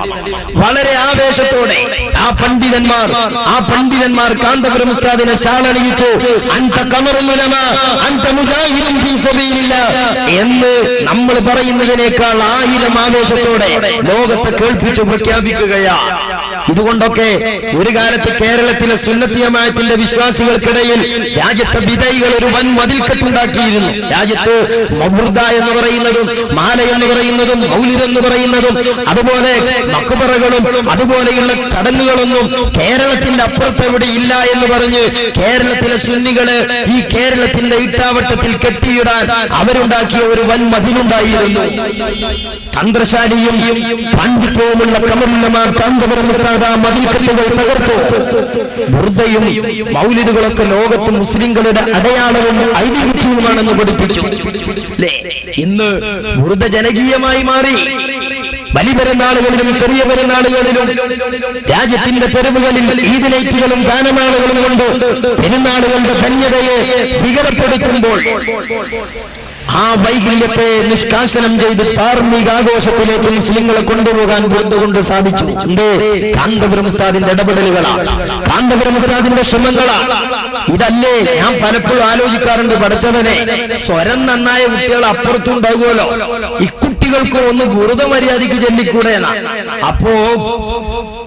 അപ്പൊ എന്താ കാരണം? അത് കാന്തപുരം ഉസ്താദിന്റെ നേതൃത്വത്തിൽ തുടങ്ങിയല്ല, എന്നാ ചൊല്ലിക്കൂടാന്നാണ് ഇവര് പറയാറുണ്ട്. ഇവരിൽ ചില ആളുകളെ ഇതൊക്കെ വിഷയമുള്ളൂ. സുന്നത്തി ജമാഅത്തിൽ നല്ലൊരു ശതമാനം ആളുകൾ അകമഴിഞ്ഞ വിശ്വാസികളും നിഷ്കളങ്കരുമാണ്. അവരെ സംബന്ധിച്ചല്ല നമ്മൾ പറയുന്നത്. ഇവരിൽ ചില അസഹിഷ്ണുതയുടെ ആൾക്കാരുണ്ട്. പലപ്പോഴും അവര് പറയാറുള്ളത് മഖ്ബറയൊക്കെ ഞങ്ങളെ കയ്യിലാണ്. മക്ബറയൊക്കെ ഞങ്ങളെ കയ്യിലാണ്. ഞാൻ ആലോചിച്ചു, പഠിച്ചോനെ, ആ മക്ബറ എങ്ങാനും അള്ളാഹു അവരെ കയ്യിൽ കൊടുത്തിട്ടില്ലെങ്കിൽ, കാന്തപുരം ഉസ്താദിന്റെ കയ്യിലാണ് ആ മക്ബറ ഉള്ളതെങ്കിൽ അവരെന്തു പറയും? മക്ബറയിൽ പോകല് കുഫറും വിദഗ്ധം എന്ന് പറഞ്ഞൂടായില്ല. അപ്പൊ അതില്ലാതൊക്കെയാണ് അള്ള ചെയ്ത ഒരു ഹിക്മത്തായിരിക്കാം മക്ബറ ഭണ്ഡാരപ്പെട്ടി നിങ്ങളെ കയ്യിൽ തന്നു ഔലിയാക്കളെ ഞങ്ങളെ കയ്യിൽ നിന്നത്. ഇവിടെ ഇതൊരു അള്ളാഹുവിന്റെ ഹിക്മത്ത. ഇതുപോലെ ബുർദ, അത് നല്ല ശ്രവണ സുന്ദരമായി രാജ്യത്തെ ചെറുപ്പക്കാര് സിനിമ ട്യൂണുകൾ ഒഴിവാക്കി ഇന്ന് ബുർദ വളരെ ആത്മാർത്ഥതയോടെ ചൊല്ലുകയാണ്, പാടുകയാണ്. മൊബൈലുകളിൽ റിംഗ് ട്യൂണുകളായി ഇന്ന് ബുർദകൾ കടന്നു വന്നിരിക്കുകയാണ്. മുസ്ലിം ചെറുപ്പക്കാരുടെ അകത്തളങ്ങളിൽ പ്രവാചക പ്രകീർത്തനത്തിന്റെ ആവേശങ്ങൾ അലയടിക്കുകയാണ്. എന്നാൽ ഒരു പെരുന്നാൾക്ക് ഇവർക്ക് 10 കുട്ടികളെ കൂട്ടി ആ ബുർദ കോട്ടെ മങ്കൂസ് മൗലൂദൊന്ന് ചൊല്ലിച്ചുകൂടെ? രീതി ചെല്ലിയാൽ അത് AP ശൂന്യാവും എന്നുള്ള വേദന. അതുകൊണ്ട് വേണ്ട, അതുകൊണ്ട് അത് മോശ, അതിനെ പരിഹസിക്കുക. ഇങ്ങനെ ബഹുമാനപ്പെട്ട കാന്തപുരം ഉസ്താദ് സമുദായത്തിന് വേണ്ടത് ചെയ്യുക. നിങ്ങൾക്കുള്ള തൗഫീഖോ അതെങ്ങനെയൊക്കെ വികൃതാക്കാൻ കഴിയുമോ അത് നോക്കുക. അതങ്ങനെയാണ്. ഒന്ന് നിർമ്മാണാത്മകമാണ്, മറ്റത് സംഹാരാത്മകമാണ്. സംഹാരാത്മകം എന്ന് പറഞ്ഞാൽ കൊരങ്ങന്റെ തൊരീക്കത്ത. നല്ല പൂമാല കൊണ്ടുപോയി കൊരങ്ങന്റെ കയ്യിലാണ് കൊടുത്താലും അതാണ് വികൃതമാക്കി തിരിച്ചേൽപ്പിക്കുക എന്നുള്ളതാണ് മൂപ്പരുടെ. എന്നാൽ കാന്തപുരം ഉസ്താദ് നിർമ്മാണാത്മകമാണ്. സമുദായത്തിന് ആവശ്യമുള്ളത് നിർമ്മിക്കുക, ചെയ്യുക, പ്രവർത്തിക്കുക എന്നതാണ് ആ പണ്ഡിതന്റെ ഡ്യൂട്ടി. അതുകൊണ്ടാണ് ഇന്ന് ബുർദ നമ്മുടെ രാജ്യത്ത് ഒരു ബുർദ മജ്‌ലിസ് നടക്കുമ്പോൾ ഒരു മൊബൈൽ ഫോണിൽ നെക്കി കാന്തപുരം ഉസ്താദ് വിളിച്ചാൽ രാജ്യത്തിന്റെ വിവിധ തെരുവുകളിൽ നിന്ന് ആ വിളിക്കുത്തരം നൽകി നമ്മുടെ ബുർദ മജ്‌ലിസുകളിൽ ആവേശത്തോടെ പാടാനും പറയാനും ആഗോള മുസ്ലിം പണ്ഡിതന്മാർ തയ്യാറായി. ഇതോടുകൂടെ മുസ്ലിങ്ങൾക്ക് ആത്മവീര്യം വർദ്ധിച്ചു, വിഷയങ്ങൾ ബോധ്യം വന്നു. നോക്ക് നിങ്ങൾ, വിദേശ രാജ്യത്തൊരു പണ്ഡിതൻ കേരളത്തിലെ ഒരു ബുർദ മജ്‌ലിസിൽ ഖമറുൽ കാന്തപുരം ഉസ്താദിനോടുകൂടെ ബുർദ ചൊല്ലുകയാണ്. അങ്ങനെ ബുർദ ചൊല്ലുകയും ആവേശത്തോടെ കാന്തപുരം ഉസ്താദിനെ ഖമറുൽ എന്ന് ആവേശത്തോടെ അഭിസംബോധനം ചെയ്യുകയാണ്. വിശുദ്ധ മക്കയിൽ നിന്നെത്തിയ പ്രമുഖ പണ്ഡിതനും സയ്യിദ് മുഹമ്മദ് അലബി മാലിക്കി മക്കയുടെ സഹോദരനുമായ സയ്യിദ് അബ്ബാസ് മാലിക്കി നബി കീർത്തനങ്ങൾ ഈണത്തിൽ ചൊല്ലി സദസ്സിനെ ആത്മീയ ലഹരിയിലേക്കുയർത്തി.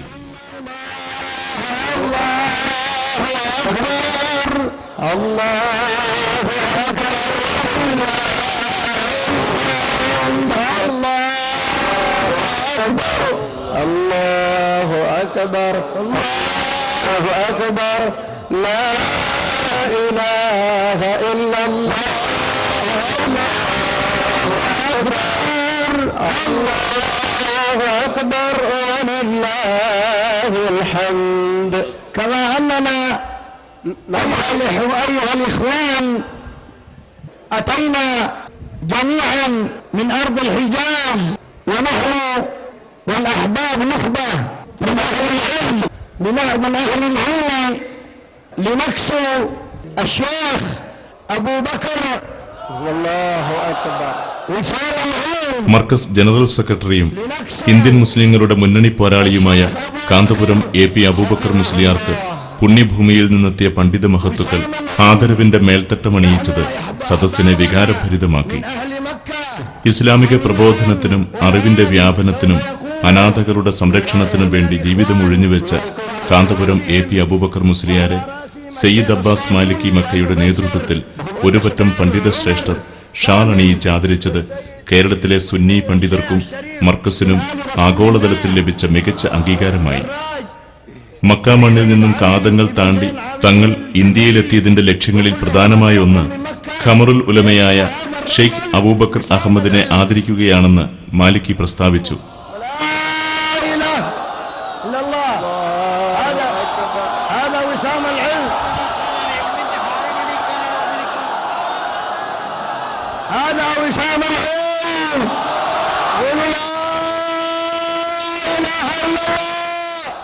തങ്ങളുടെ പ്രിയ നായകന് ലോക മുസ്ലിം പണ്ഡിതർ നൽകുന്ന അപൂർവമായ അംഗീകാരത്തിന് സാക്ഷികളായി പണ്ഡിതരും സാധാരണക്കാരുമടങ്ങുന്ന 10,000 തക്ബീർ വിളിച്ചു. മർക്കസ് സന്തതികൾ ആനന്ദാശ്രുക്കൾ പൊഴിച്ച് രംഗത്തിന് സാക്ഷികളായി.